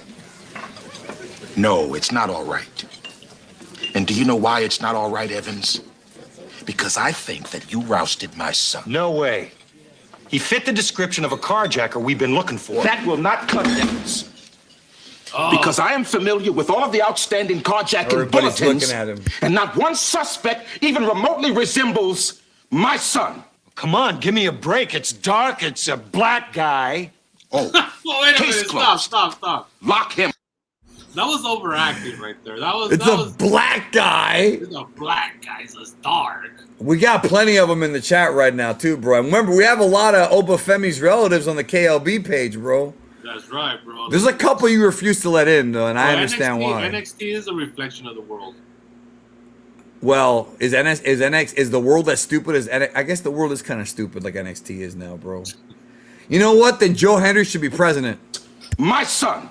Come on, give me a break. It's dark. It's a black guy. Oh, case closed. Lock him up. You know, bottom line, your kid was in the wrong part of town. The wrong part of town? Yeah. Oh, so what are you saying? That black kids aren't allowed in white neighborhoods? Come on. I feel like with the recent administration, this might go on a lot more than it did before, bro. They wouldn't be there unless they were looking for trouble. And you better talk to your kid. He gave me a lot of lip. Oh? Yeah. Is that why you made him get out of his car? Is that why you forced him to lie down? Cutting the Is that WrestleMania why promo, you bro. cuffed him? Bro, if Oba cuts this promo on Brock, bro, we got a winner, bro. Listen, if Oba cuts a promo this good on Brock, they should close night 2. Bro, one of the marks is saying that Phil Lamar is in the back row. I love Phil Lamar. Here you go. Thank you. Thank you. Look, I've had enough of this. Oh, wait a minute. I'm not finished with you yet, Evans. Look, Sarge, if your son had just told us he was a cop's kid, it would have been no problem. So what are you saying? That you only harass black kids whose parents aren't cops? I didn't say that. You didn't have to say that.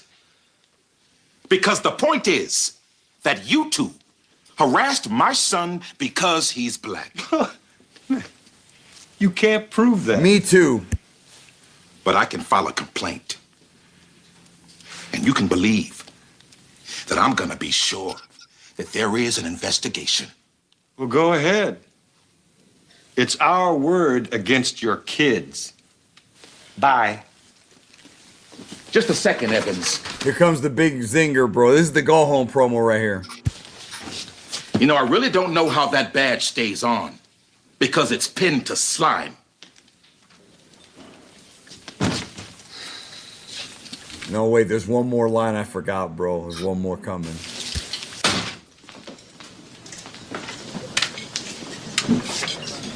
Just a second, son. How long have you been on the force? About a year, almost. Like 35 years Do you old. like being a cop? Yes, sir. Why? It's a very dangerous job. You put your life on the line every day and you never get Heard credit what you for said. it. Yeah, I just thought I might make a difference, you know? Good guys against the bad guys. Well, that's a very good reason. Just one problem, son. Your partner is one of the bad guys. He fucking pays for his coffee and doesn't even drink it or the cruller. He just fucking pays the chick and leaves. And then of course there's the applaud at the end. He just wanted to make sure that the cop knew that the coffee he was ordering Well, you know what, was bro? black. What a You great know- performer, bro. You know what, bro? What about if Eddie was being an asshole, bro, when he was driving? I'm sure he was. Like, that's the thing, though. Like, maybe the white guy had a point, you know? But the white guy was saying that he admitted he was racial profiling. Well, he admitted it without admitting it, bro. Which is No, he something. told him he was black and It was a dark. black in a white neighborhood. Yeah, it's dark. It's a black guy. Your kid was in the wrong neighborhood. So That's a good episode, bro. that's a great episode. That's a great episode, bro. Is that your Yeah, favorite? No, come on. My favorite episode is when they go to the lake and Urkel saves Carl from drowning. I don't think I remember that one. And they never bring it up again. Well, they He wouldn't saved. do that. he saved Carl's Remember life. they go ice fishing. Well, he saved them a bunch of times. Yeah, But he saved him when he got electrocuted. No, but this time they go ice fishing, and then Carl, because he's fat, he falls into the ice. Okay, yeah. And then Urkel saves him. Yeah. Not even Darius McCready could save him, bro. Yeah, bro. Yeah. It was Urkel. I think that It's guy's always got in Urkel. trouble with the law. I think he's in jail right now. Urkel? Eddie Winslow.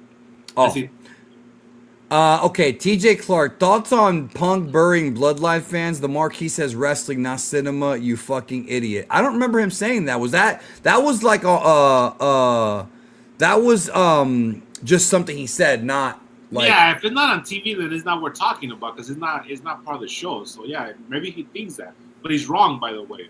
Well, I mean, the Bloodline is a very good pro wrestling storyline and a great wrestling stable. That was Triple H at his best at that time period. Yeah. That was after the show. All right. So, what's your number 4? Or did we already go through number 4? What was your number 4? We're number 3. We're number 3. Well, I haven't given my number 4 yet. What was your Okay, number 4? HBK versus Vince. That's what we Right. Right. What All is right. your number 4? My number 4, Goldberg versus Lesnar at 33. Did not think it was going to be that great, and they more than made up for the horrible match at 20. Oba and Lesnar have to watch tape of that match so if they want to do something similar in their match. Yeah, and I got to give Goldberg credit, bro. He did a great job. And up until that point, that is the only time in Bill Goldberg's career he had done a clean job. Every other time he lost, cattle prod, even Steiner hit him with a pipe. That is the first time that Bill Goldberg ever lost clean, decade and a half after his prime. Okay, I'm thinking. I don't think he ever lost clean, bro. It was always some kind of shenanigans. It was always some kind of interference or something. His 03 run. Clean? He won his last match against Brock at that horrible Mania 20, I'm thinking about his 03 run. Paul beat him by hitting him with the hammer, bro. Yeah, at the Elimination Chamber. What about the Russo era in 2000, bro? There were so many jobs that we forgot about, bro. I don't remember him doing any. El Vampiro Canadiense has a clean win over Hogan, bro. We forget that on a random Nitro. We need Rob McCabe to remind us, bro, what was going on that year. Fluffy Pancake says, reminder that Roman isn't showing up for Raw next week. Okay, then they really wasted this week. Damn. So Punk's just going to talk shit and that's it, bro. Well, he might do something with the Usos because the Usos seem to be the guinea pigs when Roman ain't around. They're kind of in the storyline. That's when you need to bring in Rikishi Fatu, bro, and do the have whole Punk thing. lay him out. Yeah, break a coconut on his head. Yeah, now we're talking. That's the kind of wrestling I like. You And got your Punk- number 3? And Punk likes that. Punk likes into that old school shit. You want to save the top 3 for after we go through the card? Yeah, let's do that. Let's go through the card quick because we don't even have the final card yet. Okay, I'll go through it. I have it right here. And then you'll count the matches because that way we're on the same page. So you got Roman versus Punk. Whatever. Yep. I'm getting more excited for it. I'm not there yet. I'm not there yet either. I think it could. I'm not saying it's gonna suck because very few main events are gonna suck. It's just no matter who wins, I'm not excited for the post WrestleMania season this year. You understand what I'm saying? Yeah, you got Liv Morgan versus Stephanie Vaquer. I think Stephanie's good. gonna win, bro. Yeah, again, Stephanie's probably gonna win just because I think that they're gonna keep her undefeated until Rhea Ripley. I just have that feeling, bro. I have something to throw at you that might happen during this match. I think that Roxanne's gonna turn on Liv. And then we have our summer program with those two. It's about time, right? She's back now. Because because people forget this shit. People forget this because the Judgment Day have been breaking up for about 2 years.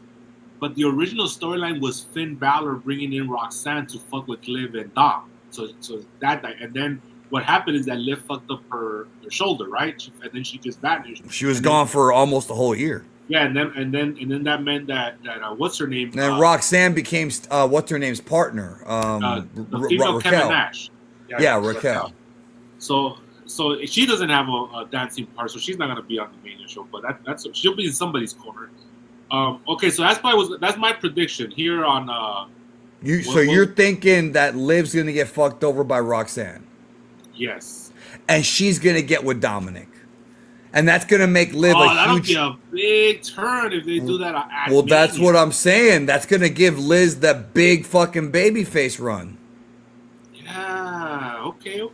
And if Rhea Ripley wasn't going to SmackDown, because she's obviously going to SmackDown, that's what I would do. Is I would eventually bring Rhea back into that, and they could work together. But yeah, no, I think that makes the most sense. And what I'm gonna do is I'm gonna do work rate excitement and also storyline excitement. Roman and CM Punk, I think, is gonna be a really good match as far as these two guys, because they know what to do. They know exactly. They're pros. They know how to work. I mean, they worked last year.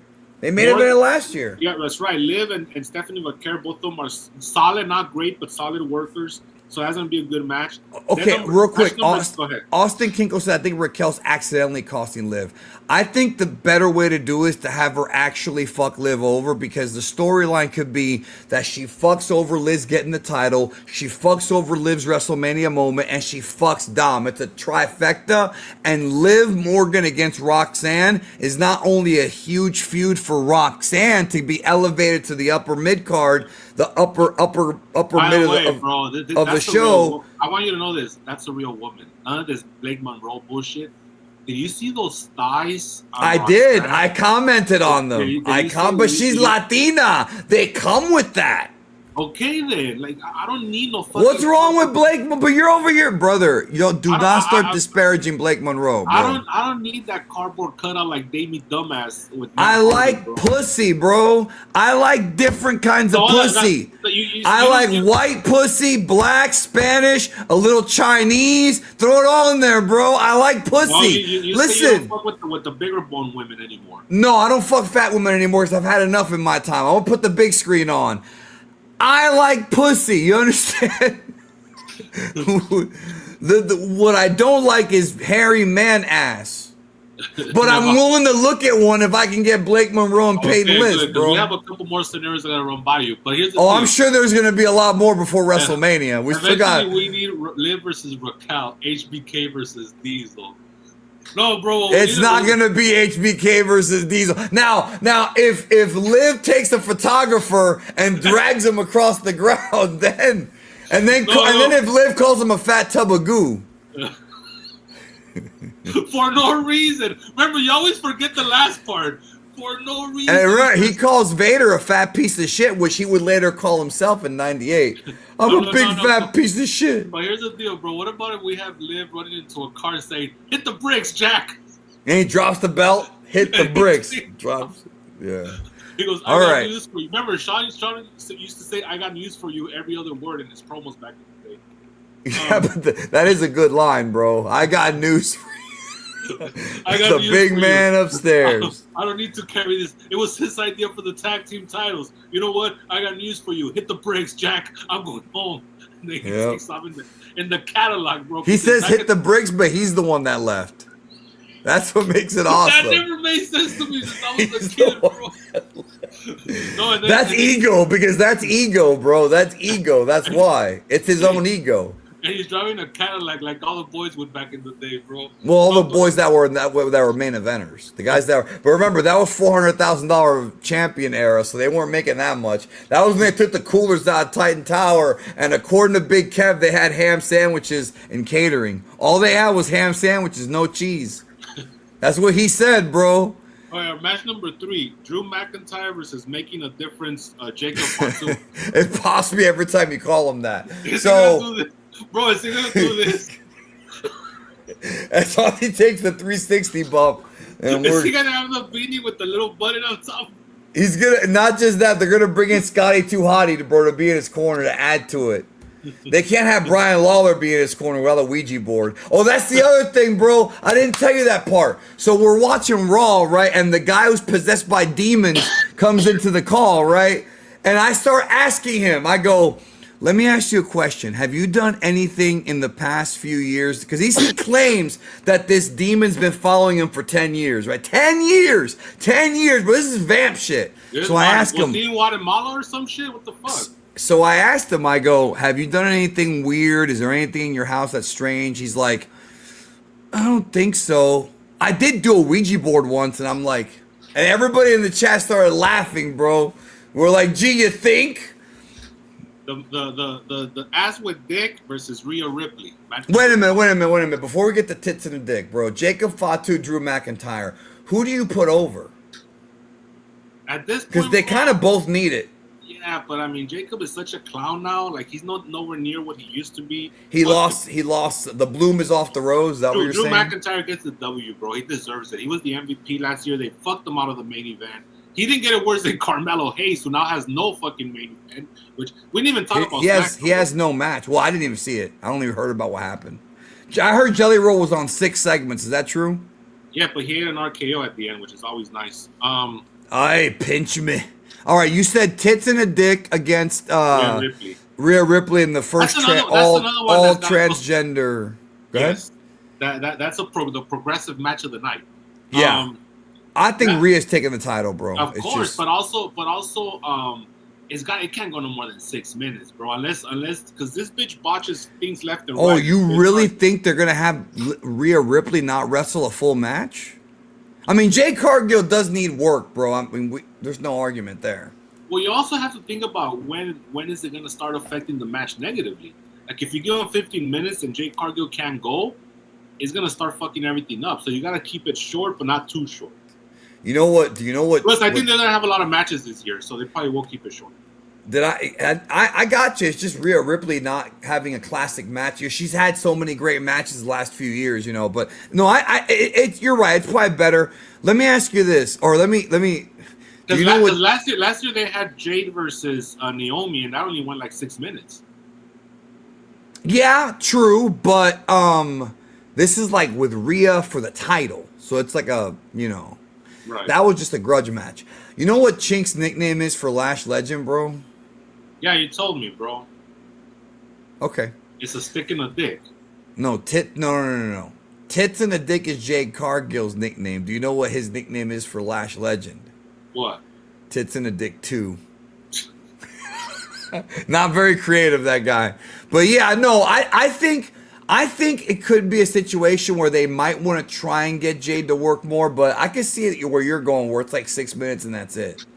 Yeah, they could do smoke and mirrors with that one bitch and that other bitch. I forget their names because they're so irrelevant. B-Fab and Mission. That's right. You know what? That's a good point. And I think they could take better bumps. So maybe they'll have maybe they'll make the match like that, where they'll have them kind of do a lot of the work. You know, the and bumping. then if Bianca's ready, then she'll probably do a run-in and help Rhea. I forgot all about Bianca, bro. She should be on this show.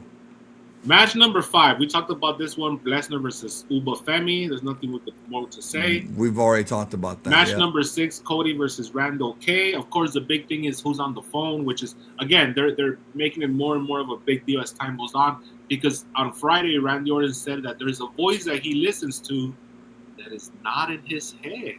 It's gotta be Dewey then, right? And then, who else would it be besides Dewey?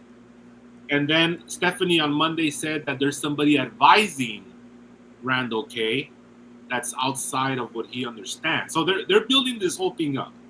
What if it's Jake Roberts, bro? Now, what if it's Jake Roberts and then he comes on the wall? And damn it, let me fucking finish. Fuck. I was gonna say that, bro. That's how during the WrestleMania match, bro, he comes out singing that song, bro. Captain Kangaroo. So that means that Paul Levesque's gonna have to pay for rights for 2 songs that have been in Tarantino movies, bro.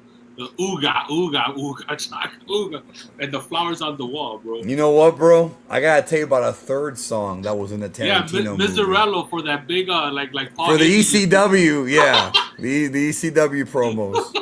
Or November Rain, which TK already did. All right, so that was match number 6. Match number 7. This is a new match. Finn Balor versus Dominic Mysterio. This had about a year build. I think it's gonna be a good match too. Finn Balor, Dominic Mysterio. I think Finn's gonna win because that's obviously like the that's obviously the what do you call it? The curse is gonna continue, and I think he needs like a big babyface win because now he's starting his babyface run. Yeah, the Prince or whatever. Oh, you know what? Yeah, look at these. Look at Slick's ideas. Bob Orton. I don't know if it'll be Bob Orton. He's too old, Dewey bro. or Triple H possibly. I don't know if Triple H is gonna turn heel, bro. But why? Like that because Cody's his golden goose. Like that's gonna put us right back into Austin McMahon, and I don't want that. It's gonna be like the Authority again, right? Like and we've already seen Triple H play that role as like the heel authority figure. Because Dewey has there's a story there that needs to finish, so that makes sense. No, bro, no conundrum. You didn't listen. Draven said a minute ago. Stephanie said there's somebody in Randy's ear that Right. Cody That was on doesn't Monday. know about.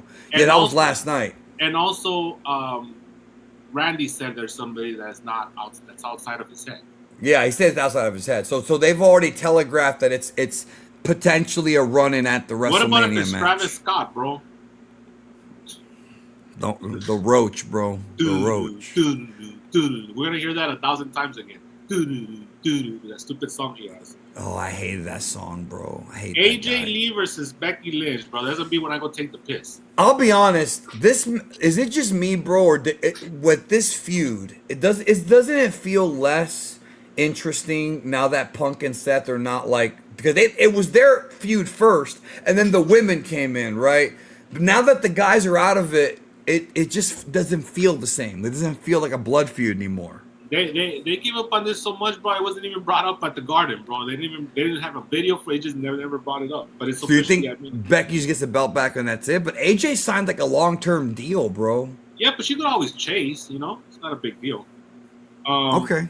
Match number 9. That's the bitches. Lash Leshin, Nia Jax, Bella Twins, Charlotte and Alexa, Bailey, and Laura Valkyrie. Yeah. So I'm gonna go to In-N-Out, brother. I'm gonna go to In-N-Out and get me 3 burgers with onion, burnt onion, during this match and the AJ Lee match. Hopefully they're back. And what was it? Animal fries? Yeah, animal style. Animal style, right? Yeah. So Like Animal House. Hopefully on night 1, my little break will be AJ versus Becky Lynch, and on night 2, my break's gonna be this whatever, this throwaway match. Now, but what's gonna suck is, bro, if let's say you go to In-N-Out and they bring back Limp Bizkit Kid for the first time since WrestleMania 17, With and the you miss Coachman. it, bro. Yeah. Match number 10, Sami Zayn versus Trick Williams for the U.S. title. I think that'll be a good one, bro. I think Trick is gonna win, and I think it's gonna lead to more of that Sammy losing his mind thing. But Trick's, they got something with him, bro. They got something with him. They really do. Oh no, I believe you 100%. I think they do, and also they got something with Oba. So the NXT starting to pay dividends here. Yeah, for and sure. then Sammy, I don't know, bro. He's been such a nothing. Like I know they want to. He's a tweener right now, but whatever, bro. But he's gonna get a good match out of Trick, though. That's the good thing. The thing with Sammy is his peak was 3 years ago, and if you notice, he's been moving down the card since. It was the him and Kevin Owens, right, over the Usos. Then it was him and Gunther, and then what the hell did he even do last year? Who? Sammy, what did he do last year at Oh, WrestleMania? last year he was signed an injury from the Rumble. Remember, he wasn't in the card. That's right. Okay, and then this year he's wrestling Trick, probably putting him over. I'm fine with it. And then they could always do Carmelo and Trick because they have history. Kevin Owens and him wrestled in that street fight at the Rumble last year, and then he was signing that he was hurt. That's right. And then Kevin Owens got really hurt. Right, and that has been a year. He still ain't been back, bro. Fat Kevin Owens hasn't been back, and here But Will we are. Ospreay is. My favorite, bro, showing some balls. I don't care if he's gonna be drinking from a soup when he's in his 50s. I don't care. All right. Anyways, match number 11, Gunther versus Seth Rollins. At the very least, it's gonna be a good match, bro. Yeah, it'll be I think it'll be a great match. I think Seth's gonna lose, bro. Have these guys interacted in any way, shape, or form, bro? They haven't, huh? Outside of the brawl from last night when they. No. But before that, they never feuded. They've never. This is like a new match. I don't think they have. The only thing that came close to that was when Seth cashed in right after Punk beat Gunther But I don't think that they actually had a match. They were both heels. Right. So okay. So this will be the first time. Yeah, it'll be. I think it'll be good. I think it'll be good because you can't have a bad Gunther match. I do think that Seth's gonna lose though. No. I think this is when you bring Braun back because Braun could do a quick spot. He doesn't have to get cleared. Right. He doesn't have to have a full match. Yeah. So you could bring Braun Breaker in, and then that would be your springtime feud with Seth and Braun, and they could do their little, like they'll probably wrestle at Tampa at Backlash. They could blow it off at SummerSlam like gimmick match. Match number 12, we talked about it, is Penta, Rusev, JD McDonough, and Javon Evans and Draven. Oh, it's right. The build up to Survivor Series, Seth and Gunther did have a match when he was still Walter. Remember on Raw, and it was a great match. That was also when we saw Bryan Danielson against Adam Cole the week they were stranded in Saudi Arabia. But that doesn't count because that was Walter at like 400 pounds. This is Walter at like 100. This is Gunther. Gunther Stark, bro, from the Nazis. This is Benson Henderson. That was Peter McNeely or whatever. All right. What was the next one you said? My brain just reached for a random heavyweight, bro. A random heavyweight who's out of shape. And I said Peter. You should have said Cain Velasquez, bro. The third one is this is just not really officially announced, but it's pretty much is the Austin Theory, Logan Paul, and Actual Speed versus LA Knight and the Usos. We talked about that earlier. And that's it. There's 13 matches right now. So there's a slot for one more if they're gonna keep the traditional 7-on-7. And we went over this. No, I think you're right. I think they are gonna do the 8. I think they are gonna do the 8 and 8. I think the 8 matches. Let me see. Because you're right. Io Sky, Kairi Sane, and Asuka in a 3-way. That'll put us at 14. So that's still right. 14. And then Tiffany. Yeah, Punisher Martinez and Ron Killings, and then you've got the Wyatt family and the NFTs who are both as cold as ice right now. Well, they could blow that off on the sack because they do that sometimes. They'll blow that the one SmackDown, off. The SmackDown and the Andre Battle Royal, bro. Yeah, but hold on. Let's look at the WWE roster and see who's left out. The streak ends at 0. Well, he's gonna win. Javon has to win or it's over. Tarea was wrong. Was that Tarea who said that? Yeah. All right. So everybody's accounted for. Oh, what about the Grande Americano, bro? What about Grande Americano versus Grande Americano? Are they doing Lucha de Apuestas? Well, here's the thing. They should have the singles match at Mania, but do Lucha de Apuestas at Triple Mania. That's what I think. Well, they have one booked for May, but they might still do something here. Well, I mean, the Lucha de Apuestas specifically needs to be at Triple Mania because that's the blow off. But there's not a lot of people. You know what? They might. Yeah, you're right. They might do the 8 and 8 because all we're missing is whatever Tiffany Stratton is gonna do.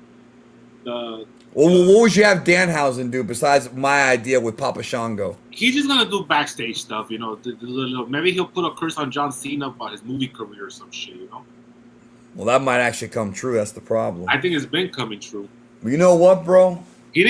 Mark Sinclair didn't give him another payday, bro. He killed him in the last one. Yeah, but he's alive again. Well, they all are. That's the problem. Yeah, that's true. Don't spoil it though, but you're right. Okay, here's the thing. They all are, bro. Gil Gadot is alive again. That's true. That's true. Okay. Then you have your question. Well, okay, no. What I was gonna say was, with my, I don't know if I told you my new idea for Danhausen is have him team up with Ron Simmons and their Damhausen. No, that's very ND-ish, bro. Yes, it is. All right, go ahead. No, I like it. I'll put you over for the Papa Shango one. That one's clever. No, I love the Papa Shango one. They should actually do that. Get Bear a fucking payday, bro. What is he getting two? Because he's two characters. Yeah, because he's playing Godfather and fucking and Take will make sure he gets 2. Oh well, the thing is that Bear, you don't need Take because Bear's from the old school where he automatically be charging as 2. That's true. Remember, back in the day, if you were on a long TV taping, but you were going to come out 2 weeks in a row, you paid for 2 shows, even though it was taped on the same night. This popped me, bro. Triple H broke the emergency glass with Cena like Marvel broke the emergency glass with Robert Downey and Chris Evans. Bro. I was going to tell you about that, bro. He is. To pick up the houses, bro. So what is Cena doing? He's the host? Yes, and you know what's stupid, bro? Like, he got a lot of heat from the internet for that. Like, he hasn't broken his word. Like, No, he hasn't. He's not wrestling. He said he would never wrestle again, but he could be an ambassador. He said he was going to be back once or twice, like every once in a while. So fuck everybody that's talking shit. Somebody yesterday told me, bro, because you know everybody's a great booker, that they should have him fuck over Gunther, and it's like no, because all that's going to do is build up to a rematch that ain't going to happen. Plus, remember, when he lost, he tapped out because he wanted to be done. Yes, that's right. But Paul did break the glass like Kevin Feige did with Bobby Downey Jr. and Chris Evans, who just got announced for Secret Wars, right? Which we knew that was inevitable, bro. They're all coming back for both of them. Same thing with Chris Hemsworth. That's right, Thor, bro. Who has the most alpha trailer out of Father, I do not know what's going to happen. Yeah, bro. You know what? If Drew McIntyre cut a promo like that with the same accent, would it win you over? But not for making a difference. No. What'll happen is Nick Aldis finds out about what happened in that hotel room because Ricky Steamboat shows up and tells him, and then Nick Aldis finds out what happened in the hotel room in the UK, and then you can have Hardcore Country come on and be the referee for them two. What about Nick Aldis does the gimmick, bro, where he just does this and the whole thing is a rip-off, bro. The whole suit, he's on Jack. That would be awesome, bro.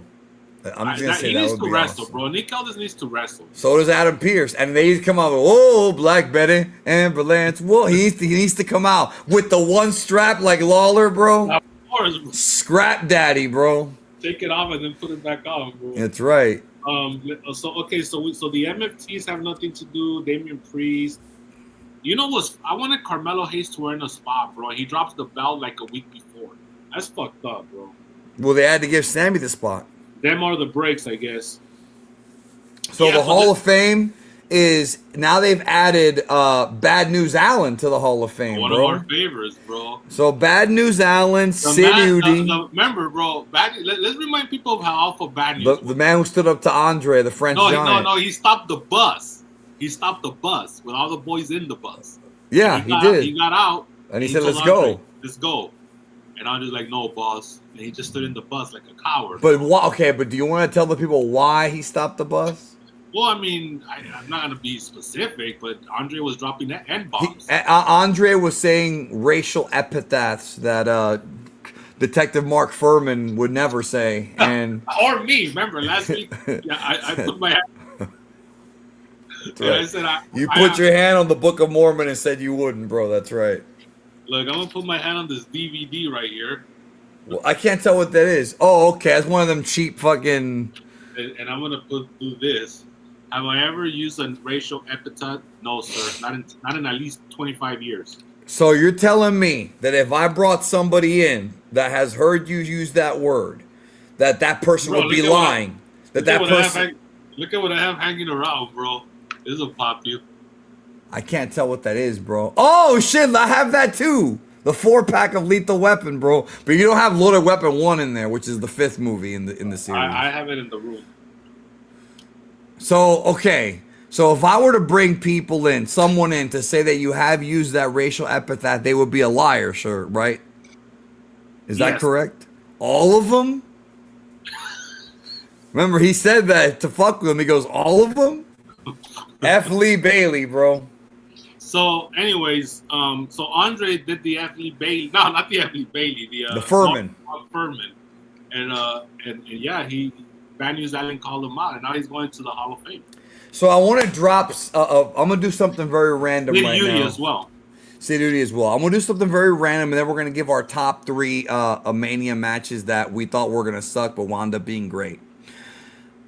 I want to share something with you that I haven't shared with you yet. I was gonna send it through text, but I figure it might be better to do it here live. Okay, so. You're a big fan of Quentin Tarantino. We know this. So am I. Even though I did not go see Kill Bill, the whole bloody affair. I've got it. Okay. I'm going to play this for you, and I want you to tell me if you remember this song from Kill Bill, the second half. All right? I already know this, bro. Just a clip of it, bro.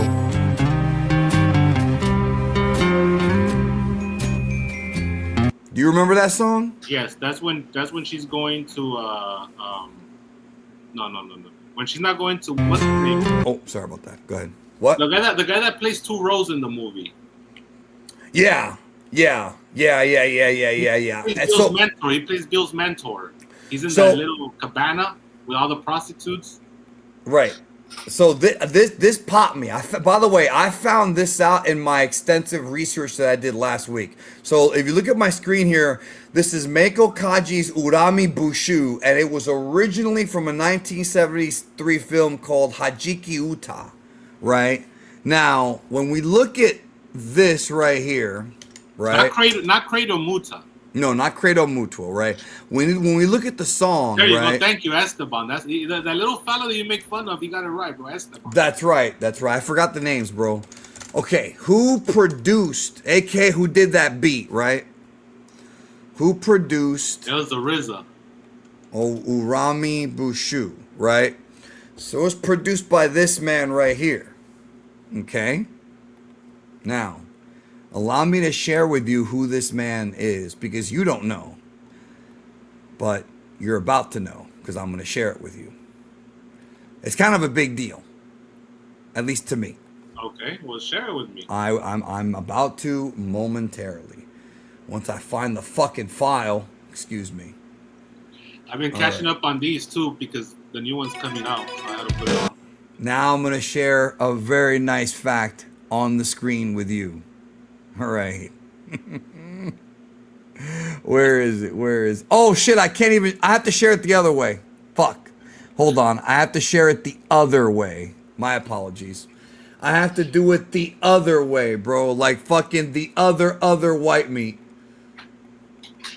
Stand by. Jesus. This was a hell of a discovery for me, bro. I couldn't believe it. All right. We're sharing the system audio. You're going to come in double. All right. Okay. Okay. Let's see here. Okay. Right here. One moment. Wait, go back a little bit. Right. Okay, wait. Keep going.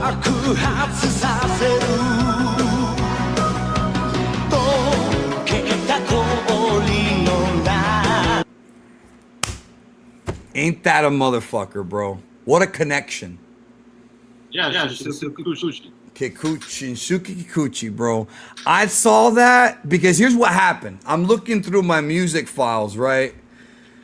And I have this guy's entire career because he did like Kamen Rider and shit like that. And it says Kill Bill. And I'm like, Kill Bill? Because I thought the RZA, like you said, had done all the beats. But then when I love that. Get me off of this gimmick, bro. You got me in this gimmick where I can hear myself. Oh, I'm sorry.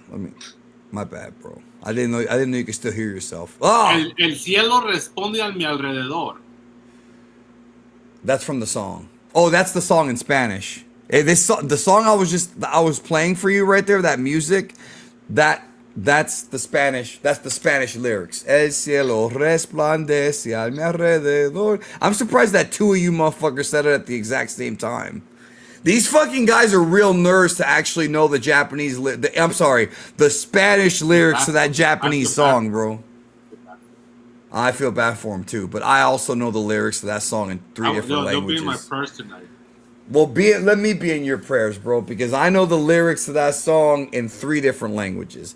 So yeah, when I made that discovery, I popped because I was like, oh, okay, that song. So you robbed yourself at the opportunity to hear a sample of that song with beautiful surround Dolby Cinema stereo sound. That's a good point. Because you didn't want to go there because you're lazy.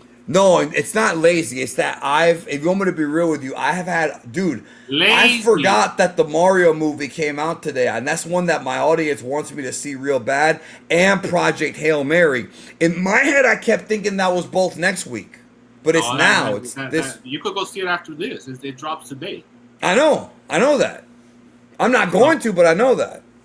So I don't know, bro. You said that once you got certain. I don't want to say because No. You're right. I did say that, but it's not when you got a certain medical thing cleared up. No, my eye. I don't mind. I've told people the story. It's okay. And you're right. I did say that. I'm not denying it, bro. When JYD got his eye fixed after purely sexually fucked him up, he went to the movies. How come you can't go? He went to the movies after he beat the fuck out of him in the cage, bro. When the John Moxley fucking thing, bro. So, but anyways. No, I haven't seen Project Hail Mary because I thought that was next week. Poser, bro. He's a poser. No, Project Hail Mary's been out for 3 weeks, bro. We've been talking about it on this show. I know, but I didn't think it was out yet. I thought you told me that it was good and that I should go see it, right? But I thought you were just I thought you were hearing that it was good from like movie podcasts. I watched it a while back and it was awesome. It's probably out of the theaters by now. Bro. No, I need to. No, I'm not denying it. I'm very behind on my movies. I'm not bullshitting you. That's an understatement. You're like 7 months behind. You haven't gone once this year, huh? Not once. Not yet. You're right. And I've just had a lot of things going on, bro, and it's all in my head. But not like Randy Orton, bro. Do you want to go through your top three? Who's the guy that's talking to you that's not in your head, bro? You, bro. Is it Shinsuke Nakamura or whatever? Audio Shinsuke Kikuchi, bro. He's dead, bro. Rest in peace, Kikuchi. We lost him young. Bro, what about how these Japanese artists? They're amazing, aren't they? How is it that they know Spanish before they know English? Is it like a cultural thing? No, bro. A Spanish guy learned the song and sang it in bro, Spanish. But I'm not just talking about Kikuchi Shinsuke, bro. I'm also in general. I've noticed that a lot of people that are from Japan, they could speak Spanish. Los ingobernables de Japón, bro. Like Naito speaks better Spanish than English. So does Vamp. Well, so does fucking Sylvain Grenier or whatever at this point. What's his name again, bro? He's fucking Tiffany. What's his name? Cain Velasquez does it, bro. No, he doesn't, bro. How fucked up is it that man speaks better Spanish than Cain Velasquez, bro? Now let me ask you this, bro, because Cain Velasquez was in the joint. He was in the pokey. Yeah, but for good reason. No, I'm sorry, for not good reason. He should not have been in there. He killed a pedophile, bro. Well, he should have got the key to the city, bro. He shot the wrong person. He tried to kill a pedophile and he shot another guy in the leg. That's why he did. Well, he didn't kill anybody, or else he still would have been. That sounds like a Tarantino fucking plot right there. No, but here's the thing: when you're in prison, if you have a tattoo that says brown pride, we call them the sureños or the norteños. They're gonna hit you up. They're like, "Hey, what's up?" But maybe because he can't speak Spanish. Maybe you went to go hang out with the white guys, bro, with the Aryan guys, bro, the Aryan Brotherhood. The polar bears. Yeah. But maybe, bro, or he's so beloved, he's an MMA guy. Now, here's the question. Did the bull queers go after him, bro, or did he join them? Did somebody stick their pocket out so he could hold it or whatever? Yeah, the side of the shirt right here. The bull queers, bro. Bull queers. But anyway, Sammy Guevara also doesn't speak Spanish. So I don't know why somebody brought him up. I guess, bro. No, he doesn't. No, and also, who else?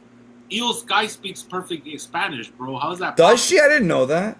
Yes. Who else? Why is it that when the 3 Japanese girls are on TV, they're trying to talk that broken English when they can just speak Japanese to each other, bro? But they do it. They go back and forth. I know, but it doesn't make any sense that they're talking to each other in English. Heck, where Oscar's like, "You no do good for me," and I'm like, just talking Japanese, bro. It's okay. We'll figure it out. I'm used to hearing Japanese voices, bro. I got Japanese voices in my head, unlike Randy. Well, we don't know what languages they have. It might be Japanese, Mexican. Are you saying that Randy might speak that weird demonic language, bro? That they all talk when they get possessed. He speaks in tongues like Undertaker's intro theme song in the Attitude Era, bro. That's right. And to think the demon that Ted DiBiase conjured, I wonder if he spoke in tongues. Maybe that's the guy that's attacking the little fellow, bro. Maybe that's the guy on the phone with Randy, bro. What if that's the fucking secret guy? Ryan Lee? What if it's Ted DiBiase Sr.? He's fat, though. No, not Junior. Well, he probably, but he's old. They both are. But he's enjoying his retirement since 1993. Who could be Randall K's mystery guy other than Dewey? Let's look through his history, bro. Maybe it's Matt Riddle. Bro. You know what? That would pop me. He whips up the chancletas, bro. Is the fake El Grande Americano a demon like the fake Taker? Well, we don't know yet. We'll find out. Well, that's going to be a problem because the fake Grande got over. You know what? He's right. Where's Aleister Black on WrestleMania this year? I don't know, but he's been doing the what do you call it? The Sean O'Hare. The Sean O'Hare gimmick with that hot piece of woman he's got with him, bro. Yeah, we know he can't go to the. He's not going to be in next year's WrestleMania card. I'll tell you that much. Did I send you? Oh no, he's not. You're right. Did I send you I didn't send you the picture. Bro, why do they get mad at him? Because he has that tattoo of a demon when he could just cover it up. Is it that they just know he has it that's disrespectful? I don't get it. I think the Muslims want to kill him, bro, to be honest with you. But they wanted to kill Sami Zayn forever and they let him in, bro. No, that wasn't they wanted to kill him. That was a political thing. That's what it was. Hold on, I want to show you something. Go, bro. You might not come back. So you're not going to Saudi next year for WrestleMania, bro? No, what if they I don't have anti-religion tattoos on me. No, you do not. And you do have a lot of tattoos. But maybe they'll take something personal. That's what worries me. Like, I don't know. What do they see as anti-religion? Well, I can go into that, but I don't know if we have time. I want to show you one last thing before we give our top three, whatever the fuck. The Chinese and the Dominican Republic speaks. This is why I don't. Why Aleister Black, brother. You see that rear end, bro? That's a real rear end. That's when you. Well, she's Puerto Rican, bro. Of course it is. You have a lot of white girls that have a good ass. Look at Anna Jay, bro. She's got a nice, beautiful, thick rear end. Yeah, but this chick actually is more than just an ass, bro. She's got a lot of nice things about her, bro. Yeah, she lost her dad in 9/11, bro. So you know she's fucked up. Well, that's why she's probably with Alistair. You're diagnosing her. There was all kinds of assumptions right there. I'm an asshole. I caught myself, bro. That's fucked up. I caught you, bro. There was a lot of assumptions. Sometimes your training can be used for evil, bro. That are not fair. Yeah. Well, that ass is very fair. And I also caught myself being very conservative in my statements right there. This motherfucker said, "What's the girl's name?" Didn't we say her name like 3 times, bro? Isn't this the guy buried for making assumptions about our relationship? No, it's a different guy. It's a different guy. They all have the same fucking name here, dude. All this Dragon Ball shit. No, they don't, bro. We don't have Nobody has the name Frente de Viste.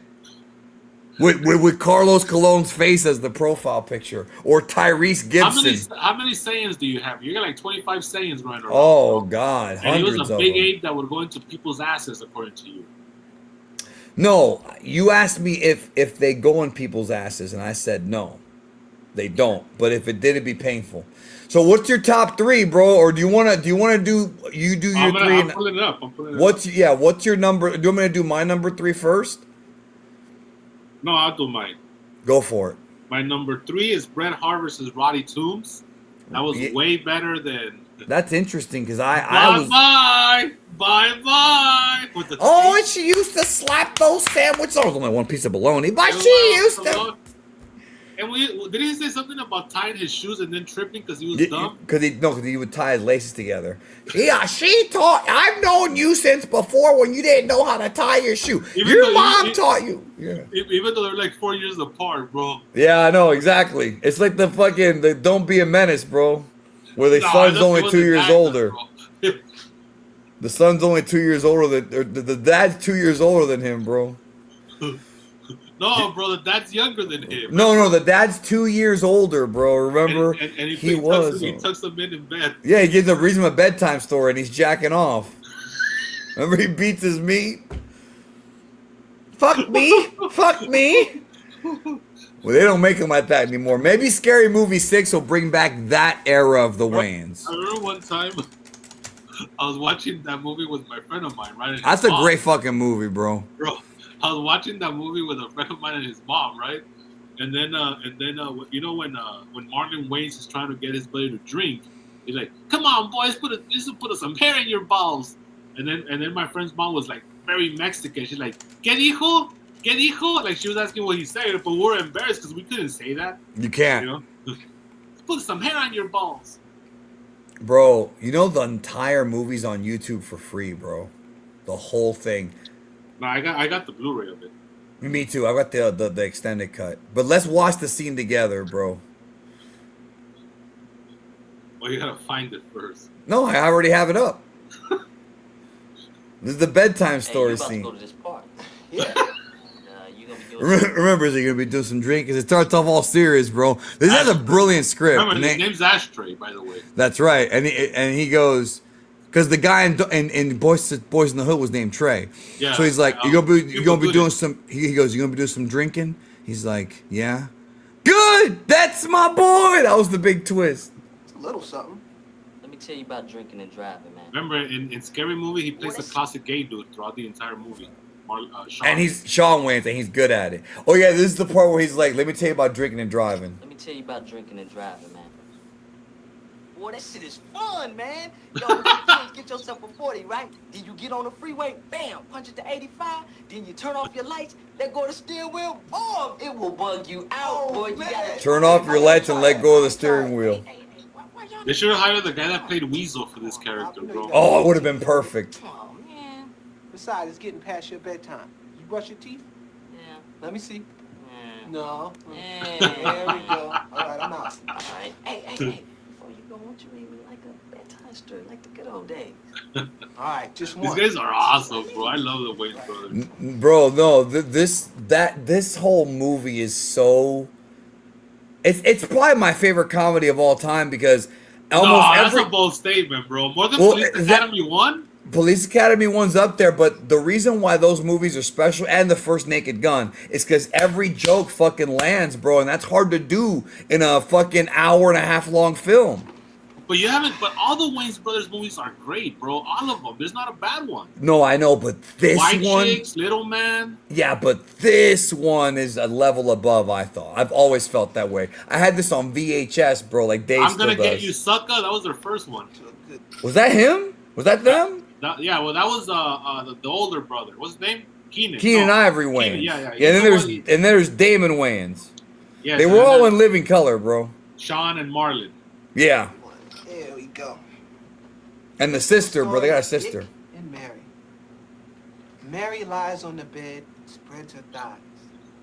Dick thrusts his large member into her waiting See, he's vagina. jacking off, bro. Fuck me! Fuck me! Mary screams. Dick covers her head with a pillow because she's too noisy. Dick continues to pound her swollen opening till he climates. Coming! Climates.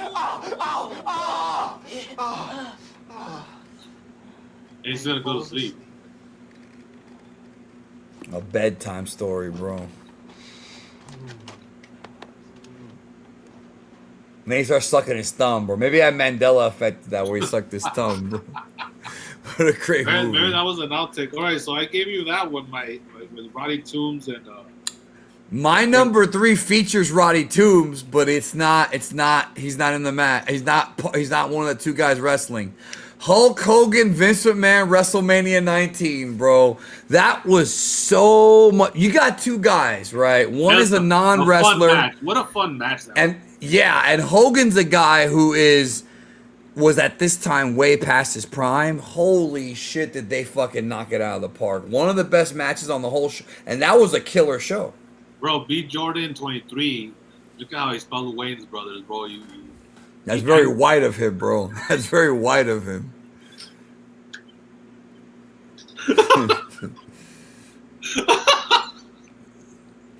The Wayne brothers, The bro. Wayne brothers, bro. Where have they been the past 10 years? Good question. That's a good question. They've been making money, bro. That's what they've been. I saw them do something recently. I think they hosted a show or something. They got Scary Movie 6 coming out. Well, that's before that, I mean. What's your number 2? My number 2 is, and this is a great, very underrated match, bro.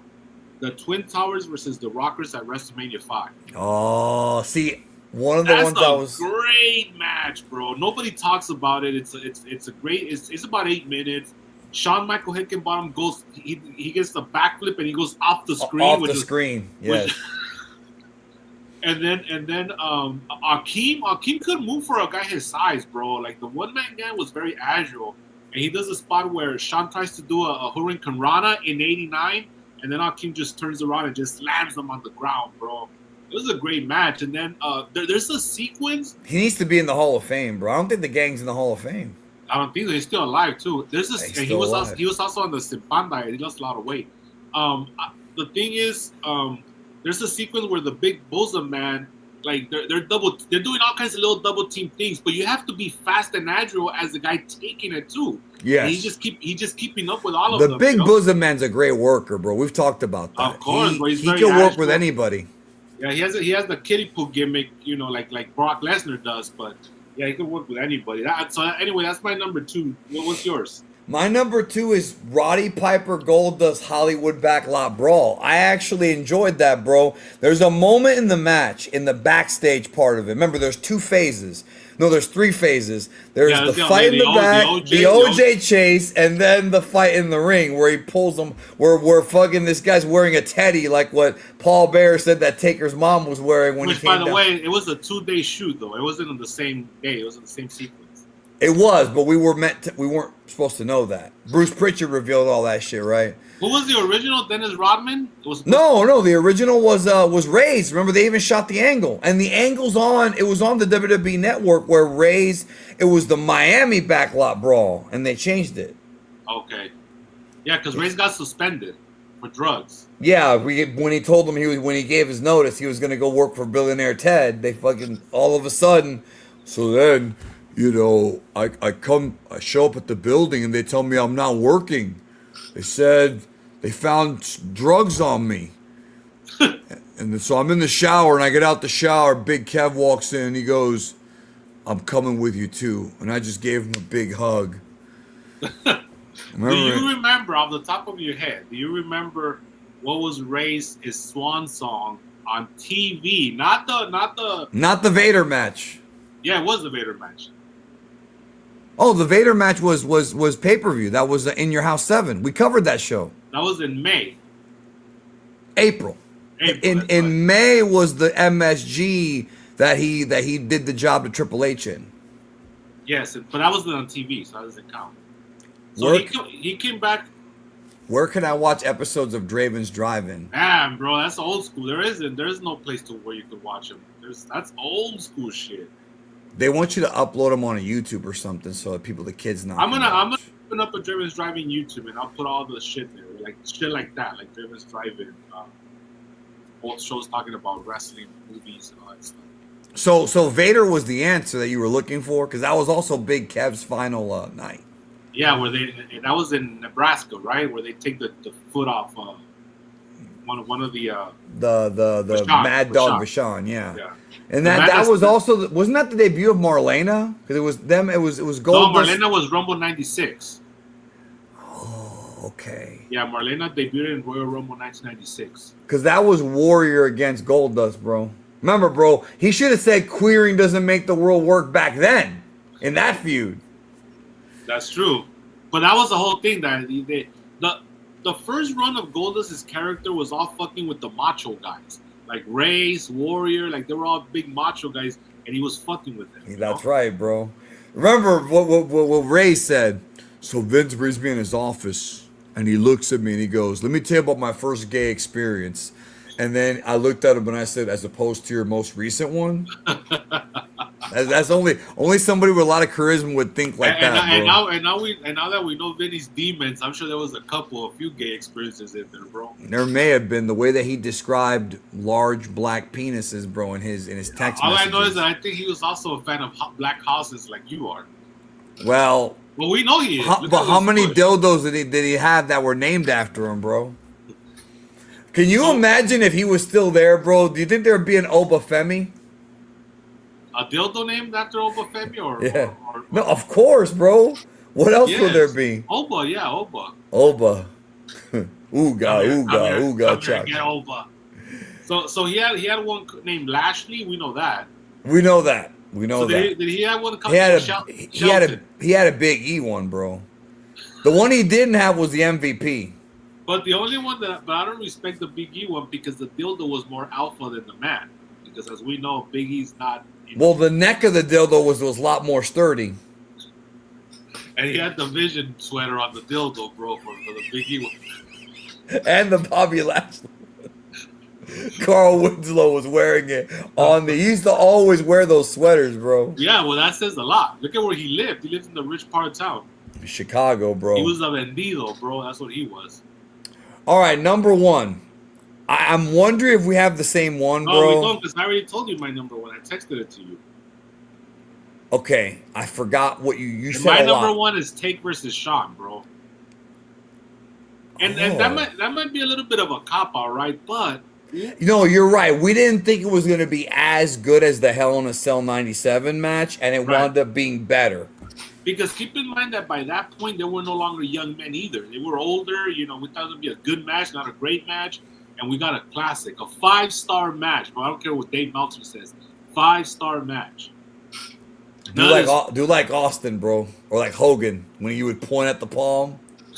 There are now 4 commandments, brother. Remember Dave's comeback, bro. I give it 4 1/4. It's the same as a 5. No, it's not, motherfucker. A 5 is a 5. He gave it 4 3/4. And yeah, it's almost. He should just give it a 5. And people always remember the actual 5 more than 4 3/4. Always. There's a whole like list of it, bro. Remember when DVR would have like the 5-match compilation DVDs? And I have all.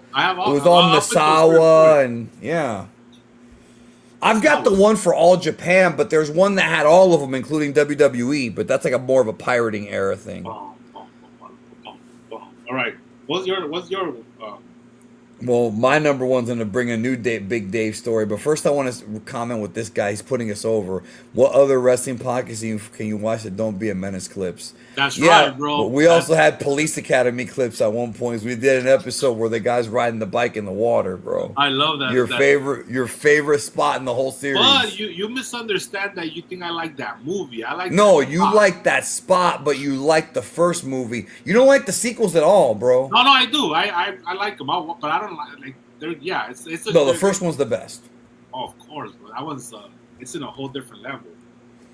Can you guess what my number one is? Oh, you said that we might have the same one. No, we don't. But can you guess what my number one is? Dewey versus John Cena at WrestleMania 29. Sure. My number one. With no transitions. That's right. My number one. Brother, no transitions is an era we can't live in anymore. Let's just put it that way. My number one, Sami Zayn versus Johnny Knoxville at WrestleMania 38. No, yeah, that's right. It does have a Dave story attached to it. That does have a... Do you want to tell the Dave story, or do you want to talk about how great that fucking match is? Oh, no, that's a great fucking match, bro. One of my favorites. Yeah, it's just a great match. It has a midget body slamming Sami Zayn. Sami Zayn is incredible to have come off of that match, and less than a year later, 11 months later in Montreal, is the biggest babyface in the company, bro. Bro, you know what I miss about your fan base, bro? Whenever they used to say, "Hey, Geetham, can you shout me out on my birthday?" They still do that. Bro. Like, they still do that. Cannot comprehend how empty your life has to be for you to ask for Geekdom to shout. Be nice. And it's nice. not you. It's nothing to do with you. I know. I see it, brother. I see it all the time. It's more like asking somebody they don't know, right? Because this is what comes to my mind. Let's say you do say, and I know you have. You said, "Fuck it, I'm gonna shout you out," and then you do your whole thing where you shout them out. Somehow they think that's authentic, bro. But it's like they asked for it.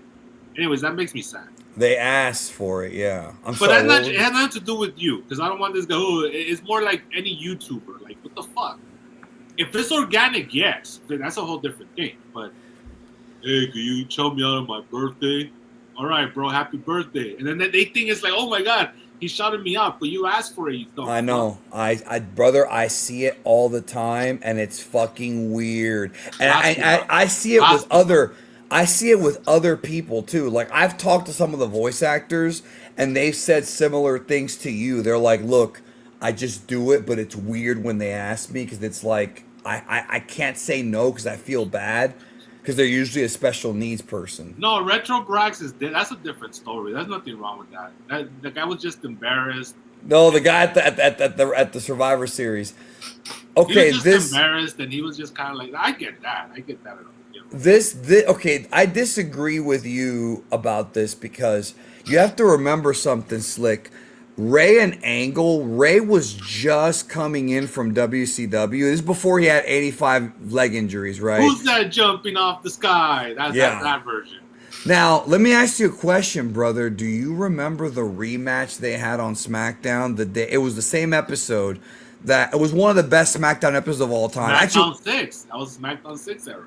But do you remember the main event of that show, what it was? It was one of the greatest SmackDown episodes ever. Do you have any memory? Was that the one where Brock threw the one-legged guy down the stairs? No, that was the next year.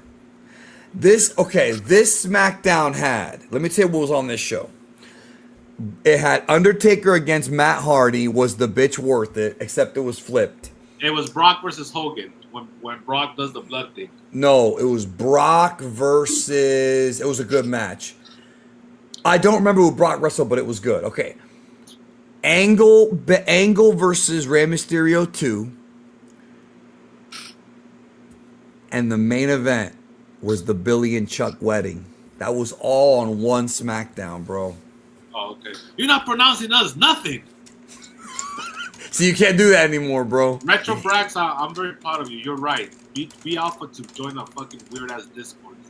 That's another thing that's weird. No, you should. You gotta stop bearing how I make my money, bro. First you tell people not to go to the event to see me. You gotta stop doing that. Bro, these they're not gonna listen to me. Yes, they are. They're little fellas, bro. Yeah, but it hurts my feelings, so don't do it anymore. Oh, it was Brock Lesnar. It was Brock Lesnar against Hardcore Holly. It was the episode where he broke his neck. That happened on the Billy and Chuck episode, bro. Yeah, but that wasn't planned. All right. Planned to break his neck. All right, let me read you this card. I ain't gay or nothing. SmackDown World Champion Brock Lesnar versus Hardcore Holly. Now, let me ask you this. Could Bischoff do this nowadays, or will he get in trouble for being insensitive? Could he do this gimmick, bro? I pronounce you. No, Dean Malenko does that without trying, though. Oh, you're a dick. And Michael J. Fox. Yes. All right. Match number 2. He's going to be there, right? Michael J. Fox at that Houston convention. He was actually there like last year, bro. He was there last year. I couldn't go last year. What about Biff Wilson, bro? He does a lot of these, actually. He's not going to be there, though. Edge and John Cena against Eddie and Chavo Guerrero. That was in the same show. Okay. Rey Mysterio, Kurt Angle 2, which was phenomenal. Nobody remembers the rematch, but it was good. I don't remember the rematch. It was, whenever you have time, go back and watch. Those are still on Peacock, huh? They're still on Peacock. I think so, but I downloaded all of them, bro, because as you know, they're taking a lot of them off, and you know. Trust me, that hurt. I'm still mad about it. That fucked with me a lot. But you know what? I'm gonna give you credit. You were the one that said that could happen someday, and I was the one who didn't think it would happen, and it did happen. But the pay-per-views are back though on Netflix, thank God. Yeah, but I still. Chris Benoit versus Rikishi, and that was actually pretty good. Yeah. And then the Billy and Chuck wedding, and then the main event was Undertaker Matt Hardy, and that was when Lesnar got in Sarah Taker's face, and remember she was pregnant. He goes, "Life's a bitch." It was that episode, bro. And that was Booger Red, huh? Yeah, that was Booger Red. That was babyface Booger Red. Yeah. That's right. Yep. Yeah. Yeah, Booger Red lasted from 2001 till 2004. 3. He got buried at Survivor Series 03 and came back as the dead he man. lasted 2 years, about 2.5 years. Yeah. Well, 2. Do you count Booger Red for 2? No, it wouldn't have been him in 2000. No, American Badass is different, bro. Than Booger. Booger Red is when he cut his hair. And the Terry Funk fucking. Yeah. Well, so, everything about it. He did a lot from Terry Funk. He bumped too, bro. And his promos were better. They were like a human being promos. They were not a dead man's promos. Right. Well, remember he started that in '99 when your Houston privilege. That was in '99, bro. I know I've lost my LA privileges in the greatest Raw of all time. Hey, but listen. SmackDown 9/12/02. So if anybody wants to watch this episode, remember it's September 12, 2000. It was SmackDown from September 12, 2000. I should have made this the thumbnail for the fucking video, bro. Maybe next week. No, bro. She's Alistair, like, man, she's bro. he did good, bro. You know what? Maybe all that satanic worship. I wonder if his dick gets up like he gets up from that little contraption they have. Yeah, and they play that music, bro. He comes up like that, bro. Yeah, whatever the fuck. Bro, what's the remember? name? I know you don't watch AAA, but they did a spot where Vampiro was wrestling Jeff Jarrett, right, in a street fight, and it was like a coffin match, and La Parca 2 had just died, and they opened This is from a while ago. Okay, This is this like is from 4 years ago. This is not the WWE Triple. No, A. no, Okay. they're not gonna do this, bro. But they randomly open a coffin, and then there's a La Parca there like that. But he had just died like as a shoe, like a few months ago. That was weird, bro. That Anyways, is weird. Alistair comes out like that, and then that's how his dick gets hard when he's with Selena Vega. Let's hope so. Let's hope so. Trinidad or whatever her name is. You're gonna hear an echo for a second, but I just want to. I want to get to the part where Taker says has discussed that promo, bro. This is my favorite Raw of all time, bro. I'm not gonna play the whole show, but I want to play that Taker promo. There's no It's friends. right? It's every man. Yeah, his name. Everyone's talking about feelings. his promo was great too. Everybody had good promos. A message. Did she say Luna's the are going to be very impressed, Terry, because I'm going to Terry Taylor, bro. You gonna peck me to death, Rooster? Oh, and Terry, by the way, Hunter and I are going to hammer down a message to Stone Cold Steve. God's Gracie, bro. Oh no, this was the Dudleyville strap match, bro, with two African Americans. Remember what you said on the review that we did? Two African Americans, bro. Oh, here it is, bro. This is when he cut the promo, bro, where he said, "I lost my." What popped me is this was who's gonna be the crazy tough and the the phony tough and crazy brave. But this is actually a sequel because he had actually told Michael this like 2 weeks before. No, he did it every week. Every week he was like, he would do a promo. And they say, "Cole, you've lost here on whatever the town is, bro." Ladies and gentlemen, I'll take it, Howard. I got it. Good job, though. See you later. Condescending JR, bro. That's one of our. Good job, bro. Good job, Howard. All right, We're so done. that was your number one. That's my number one, bro. We're done. That's it. Show's over. All right, there's nothing else to talk about here. We went through No, all we're the done. matches. We are done, bro. All right, well, we'll be back. Next week is the go home week, bro. I'm excited. Did you want to wait until SmackDown? Rolling. Did you want to wait? Did you want to wait till SmackDown to talk, or how'd you want to do it? That's gonna be a packed week, though. There's a lot of wrestling, bro. I don't know if I'm gonna make Well, the time. Stand and Deliver is this weekend, right? They're doing it early this year, right? Like a whole week early. No, because usually what we've been doing, we just didn't do it this week for some reason. We talk about SmackDown and Raw. So we were supposed to also talk about SmackDown, which we didn't really talk about. Well, just the big angles is all there is to talk about.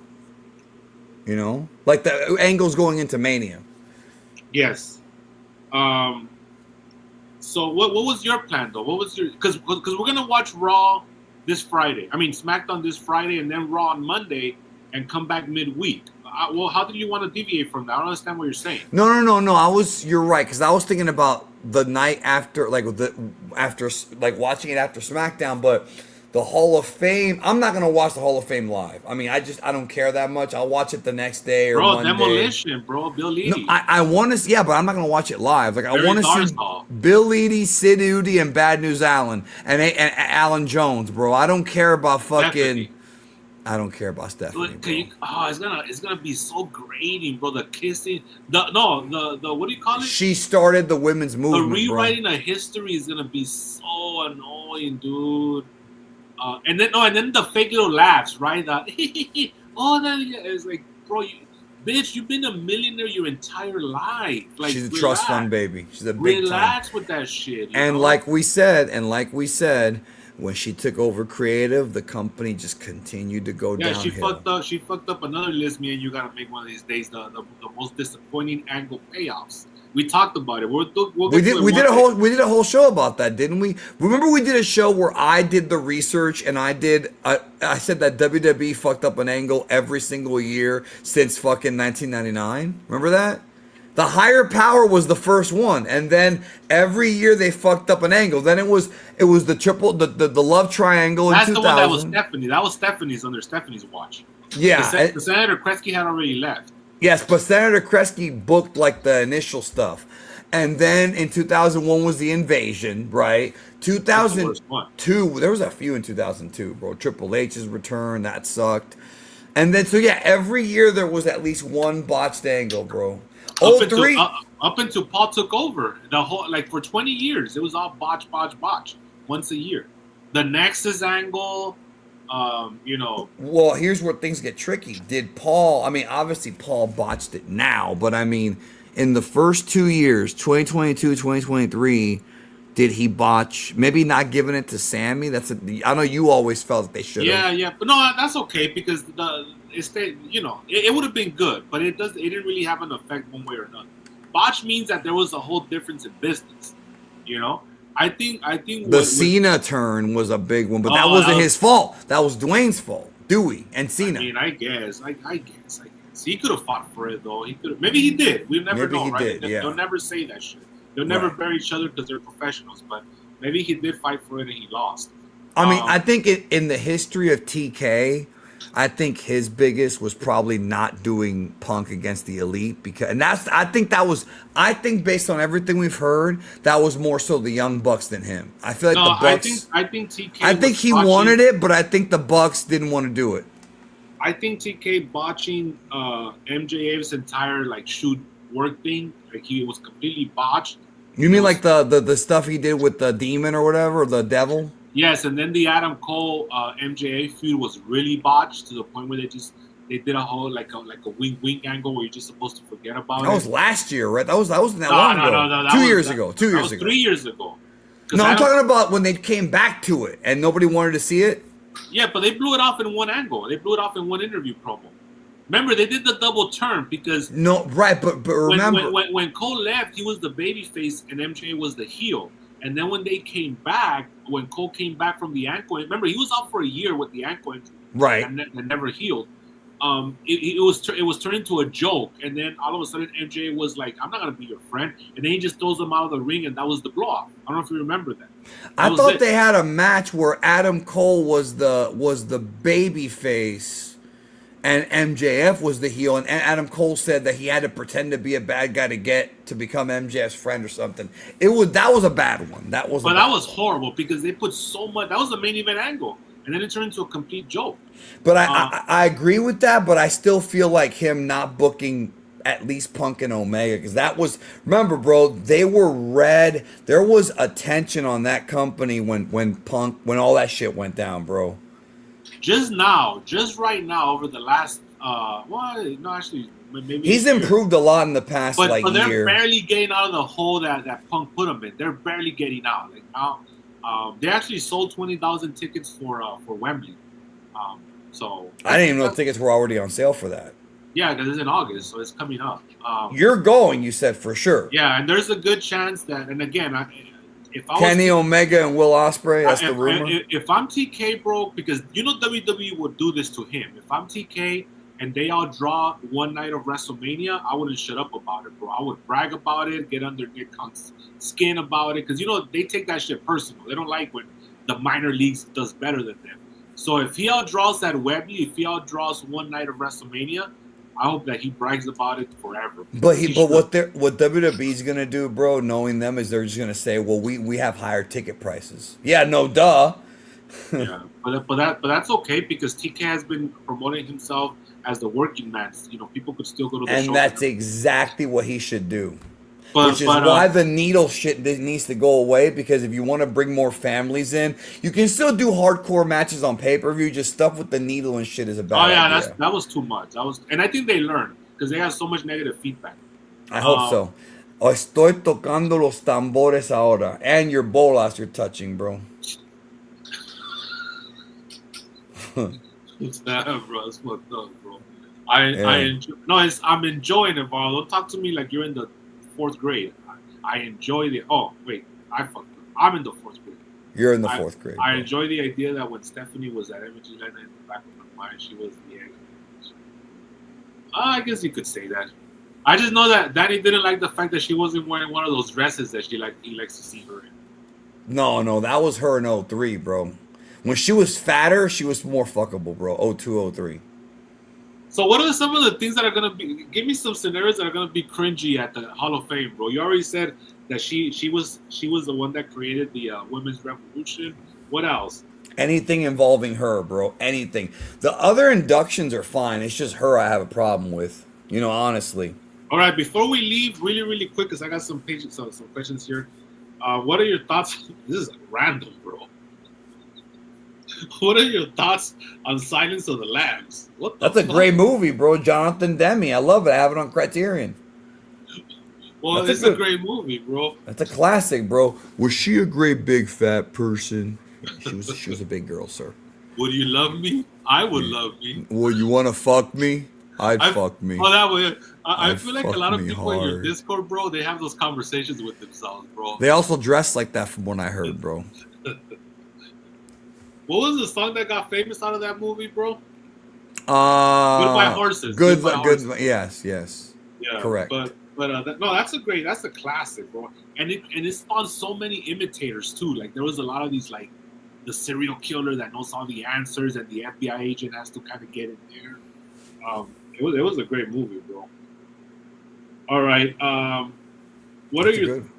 Do you prefer Breaking Bad or Better Call Saul? I prefer Breaking Bad. Danny hasn't seen any of them. I think didn't everybody say that that Better Call Saul was great but not as good as Breaking Bad. That's what I kept hearing. Like it's still worth watching, but not as good. What do you think? What do you think of them doing a remake of Blazing Saddles? I didn't know that was coming, bro. Is that really happening, bro? First of all, you cannot do a remake. Our time that we live would not allow a movie like that to exist. And the Naked Gun remake was okay, but it's a one and done for me, bro. Bro, that's a good question right here. Top 3 alpha movie directors of all time. Now, here's the thing. The ones from New Hollywood. Oh, rest in peace, James Tolkan. Oh, that's right. You two characters are going to Top Gun. You got very Rob McCavish-ND. No, I was high that day, remember? I was in Lost in Cleveland that day. You put an entire text where you put the entire promo on the text, bro. And then about a year later, to test your memory, I redid that promo for you. And I told you, I said, you're just copying me. Of course. Yeah, I gotta send a squadron to Miramar. He put them over and buried them at the same time, bro. So what are your top 3 alpha directors, bro? Tarantino. Wait, the director's alpha or his movies are alpha? No, the director. That's what I was gonna say. A lot of these guys from the late 70s, early 80s, they're all like men's men. Like they don't give like Martin Scorsese, bro. Like Stanley Kubrick, who will like yell at his fucking female to get more emotion out of him. You know, like you bitch, come on. Give me more. Wes Craven's definitely one, bro, because he did porn first. He did porn first. But remember, bro, this man grew up in a very conservative Christian household, and he wasn't even allowed to watch a scary movie until he was like 25. And then he made porno movies. Think about that. 3 pornos.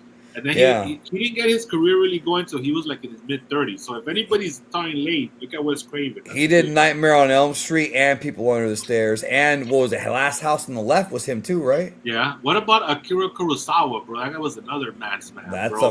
That's a legend, bro. Going out there and making all these great films that George Lucas is not an alpha, bro. He's a beta, bro. He's a bitch. Remember, bro, remember, you know this story, right? I know you know this story. When he was finished Where would you put Josh Trank, bro? Fuck that guy, bro. Remember, when he finished Star Wars, the first one, before it was called New Hope, right? Or he was gonna release it, and it was literally the Hidden Fortress, right? It was literally the Hidden Fortress. And then he happened to screen it for Steven Spielberg, and Steven Spielberg was like, "Bro, you're about to get sued. What the fuck?" You know. And then he went back and recut it, and then right. But one of his original screenplays was almost shot for shot The Hidden Fortress. Yeah, that's right, which is from the Alpha Kurosawa. This is an inside joke among my people. Yeah, Tom Byron's definitely on the list, bro. Have you ever seen House of Ass? No, bro. You should watch it, bro. I think you'd enjoy it. No, he's not. He's not the Puerto Rican, bro. What's his name again, bro? CT boy, bro. He might be on the list, bro, as far as alpha directors go.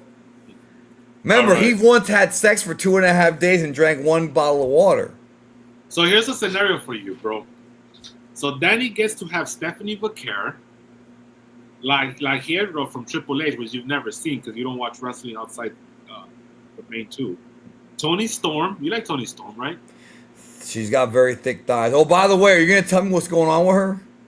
Yes, and Nikita Lyons, you like Nikita Lyons, right? No, not really. No, she's got an actual body, bro. You like a palo, bro. You like a stick. Let me look her up real quick. Hold on. But okay, so Faith Jefferson's her real name. Yeah. Yeah, but she doesn't. She. I don't like her Blanca. face, bro. Blanca. Faith. All right. Yeah, Give me okay. 4, bro. Give me your 4, bro. For what? For what? Women. You mean like Painless. for wrestling or like all No, time? that you want to fuck right now. Oh, fuck. I can only pick 4? Yes. Painless.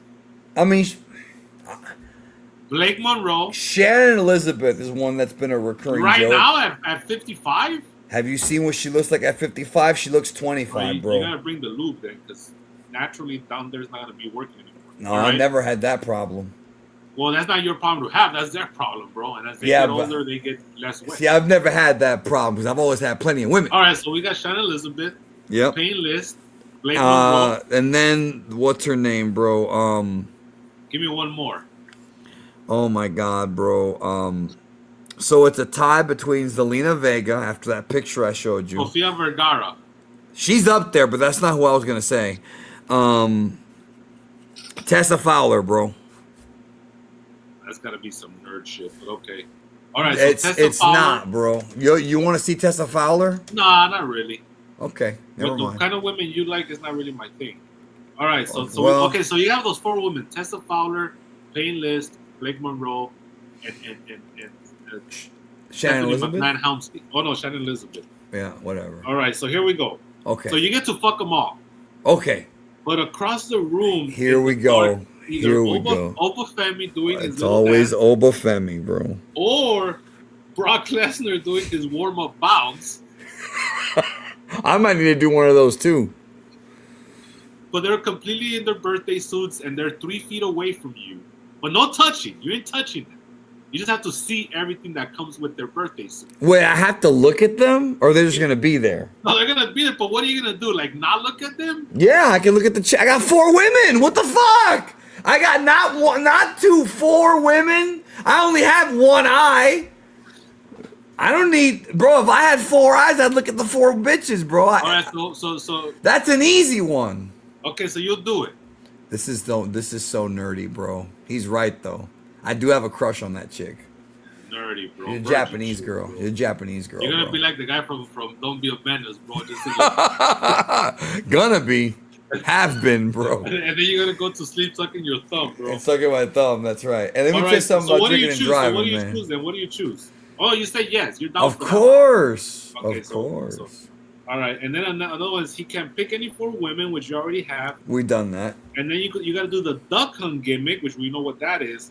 To periodically. What is that pop? I forgot that it was called the duck hunt gimmick.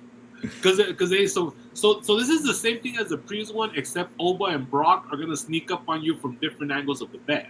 And do what? Sneak up on me and do Nothing, what? bro. The dance and the warm up gimmick. I don't have to look at them, so it's okay. But you don't know where they're gonna come out from, so this is a You know, little more dangerous. I'm picturing this right now, bro, like in my head. And Rena Maro's gonna be sitting in the corner, bro. Oh, she'll kill my boner faster than Brock and Oba will. And that I know because you're into hosses. Yeah. So that one's a yes as well, right? No touch. Yeah, that's a yes. Dude, I get 4 women, bro. 4. You realize that most guys would even get that in a lifetime. That's Even right. though I've already got past that number in my life. Thoughts on Project Hail Mary, which you can't talk about that because you haven't seen it. Thoughts on Undertone, we can't talk about that either because you haven't seen it. He says, I think that pairing Gunther and Rollins at Mania to start planting the seeds for a Gunther Lesnar match. I can see Heyman siding with Gunther. You know what? They could bridge that. I like that idea. They could. Because Gunther and Rollins could transfer over to Lesnar and Gunther. Yeah. And then Heyman's going to pick one, but he'll pick Gunther because Gunther's the younger guy. Maybe, you know what, bro? Maybe Oba beating Lesnar makes Heyman think that maybe Oba beating him is going to make Heyman lose faith in him, bro. It'll be like when they left Ted DiBiase. Ted DiBiase left Batman at Royal Rumble 95, bro. A football player beat you, Bigelow. Poor DiBiase, bro. First he gets hoodwinked by a demon. That happened. And then he pays Bigelow, and he can't get the job done, bro. Bigelow. Stop laughing at me. Stop laughing at me. Remember, bro, they give Bigelow the guinea that we saw in all the WWE, like the little sidekick with. But he was actually a WWE employee, but they put him as his little sidekick. Wait, the sidekick? I don't remember the sidekick. Yeah, it was like an Italian guy. We saw him all the time, bro, back in the day. He used to work for Titan Sports. Oh, I found what I was looking for, bro. What a man, what a man, what a man. Hold on a minute. Okay, I found something. I have to show you this, bro, before we get out of here. Because I was going to show you last week, and I didn't get to. So this is the pay-per-view version of WrestleMania, except... Where did you find this? I was looking for this. I have this. I have it as part of my WWF 91 to 95 restored. So this is the high quality. It's high quality, but it's also pay-per-view version, except for like some parts. That's the intro, right? Okay. So see how it's in good quality, Yeah, like yeah. WWE Network quality. Let me get to the part, bro. See how long this show goes? This show is 2 hours and 40 minutes. See, the network one is gutted. It is. It's like 220, right? Yeah. Yeah, no, it is gutted. Because this, remember, this one also had Nick Turturro. Oh, Right, Nick, we can't hear you. They had sound issues. Part. Go, play. This is the part right here. This is only available on the special game. Don't pick it up with the AI, it's the lyrics. I hope you're right. Maybe Kama's named after Chemo. That was the Chemo Leopold. Yeah. The man who once came to the ring literally on a cross like Jesus. Don't Frank Leopoldo. His name is Leopoldo, not Leo. Leopoldo, right. Give me this fucking whatever you echo. Oh, wait. I wanna show you one more thing. Hold on. Here comes the all-pro team, right? Also, the commentary is different on this version than the one they had on the network. But I want to show you the ending because the ending is also different. Like the way the show ended on the because they redo Salt and Pepper again, which was only on the pay-per-view version. Okay, so if you watch the network version or Coliseum video, it cuts off. None of this is in it. When he's in the ring with his son, that's when they go home. All this thing of the show, not fucking the other gear. I just wanted to show you because it's pretty rare, bro. Paula production by Paul Levesque and Lee whatever. Lee Strobel or whatever, yeah. By the way, I've also got In Your House 1 with the original fucking You Want a House! Remember that fucking all that bullshit, bro. That kid sold it for taxes purposes, bro. He made a profit. Yeah, well that's smart. Okay, so here's let me read you what the WrestleMania 7 pay-per-view version has. Rick Martel's got a longer entrance.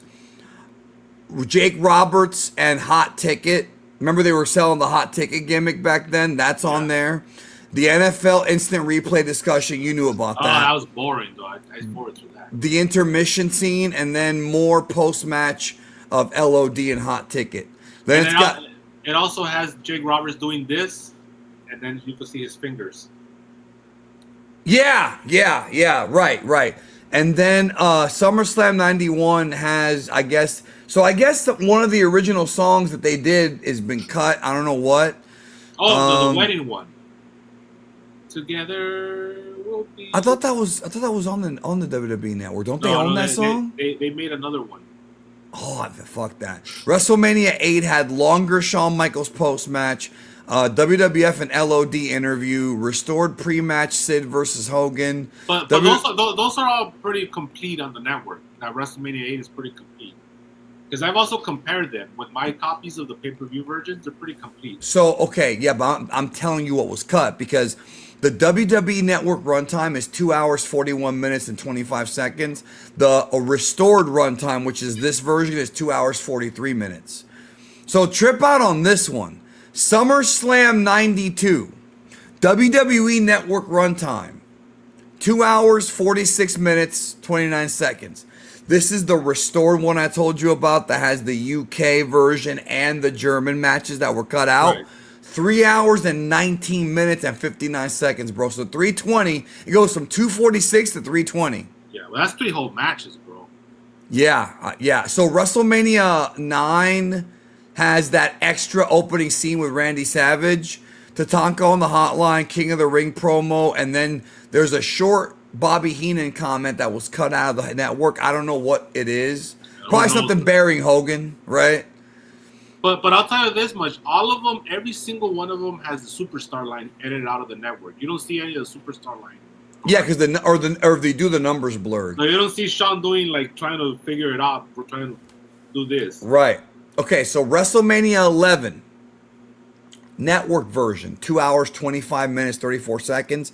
This version, 2 hours, 43 minutes, 57 seconds. Adds the opening with Salt and Pepper, the merchandise clip, the hotline clip with George Martin and in your house promo, WrestleMania Fan Fest. That's when you had Adam Bomb with little fellas, right? Surrounded by little fellas. The Nick Turturro bad audio, the Salt and Pepper, and the post match Salt and Pepper. They cut a lot of that one. That one's really gutted, bro.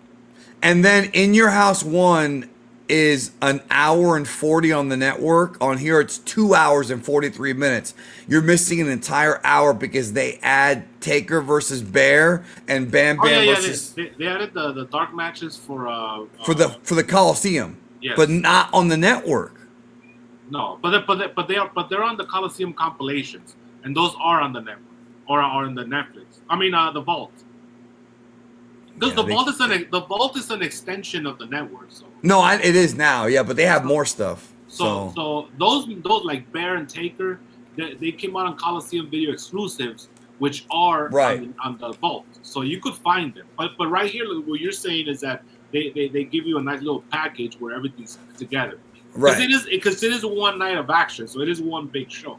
Yeah, it is. And then In Your House 2 has 155 on the network. And it's gonna be 2-something, yeah. 232, yeah, because they added Jean-Pierre Lafitte against Bret Hart. That was the beginning of their feud, right. And then Undertaker and Bear in a casket match. Yes. So some of those are dark matches, bro. Are they just with no commentary? No, I think they do have commentary. They probably added the Coliseum video commentary. Yeah, that's right. That's what I'm thinking. So yeah, I've got from WrestleMania 7. That's from 91 to 95. I've got all the Attitude Era ones, including the cat's nipples, like when they actually show her nipples. Yeah, I have all that stuff. Yeah, but I have it to where it's the network versions, but when it goes to non-network stuff, it switches over and then switches back. So it goes from good quality to like VHS quality and back to good quality again. But it's the best way to have wrestling, bro. Like, it's the best way. Like, objectively speaking, you know? Let's get out of here because I got to use the restroom. Yeah, we got to get out of here. I'm just saying that stuff is pretty rare, and I'm glad that I got it because I'm glad that the marks are editing the shows like that so that we can have complete versions with the original music and it's always the fans. Somebody sent me credentials to get in there. I asked you for years, but you never would. So, but I already got somebody. What are you talking about? I told you I would, but they don't let me send credentials anymore. Well, I got credentials. I just haven't gotten in there. Are you sure? Yeah, I got credentials. But then again, my friend, he was here earlier. He's into that shit. So you know. Because remember, I told you if you send me a hard drive, I'll put them on there for you. Because you asked me for an invite, and I tried to get you one, but they don't do that anymore. Why like, they don't.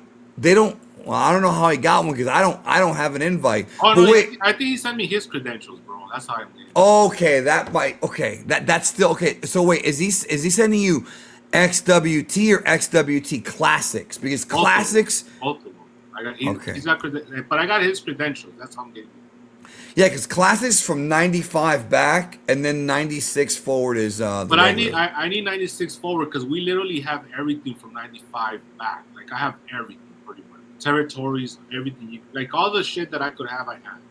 But I need the new shit because I never got it. They just added right now WCW Saturday Night 93, but it's a 1080p upscale. You know they're doing that shit now with the upscaling? Because I've got Dragon's Balls upscale. I like to see it. Did I tell you that I upscaled Turtles 87, the first season, to HD? Yeah. Anyways, bro. You don't have time to go to the movies, but you're upscaling fucking Turtles, bro. Oh, they put the March to WrestleMania 92 to 94, bro.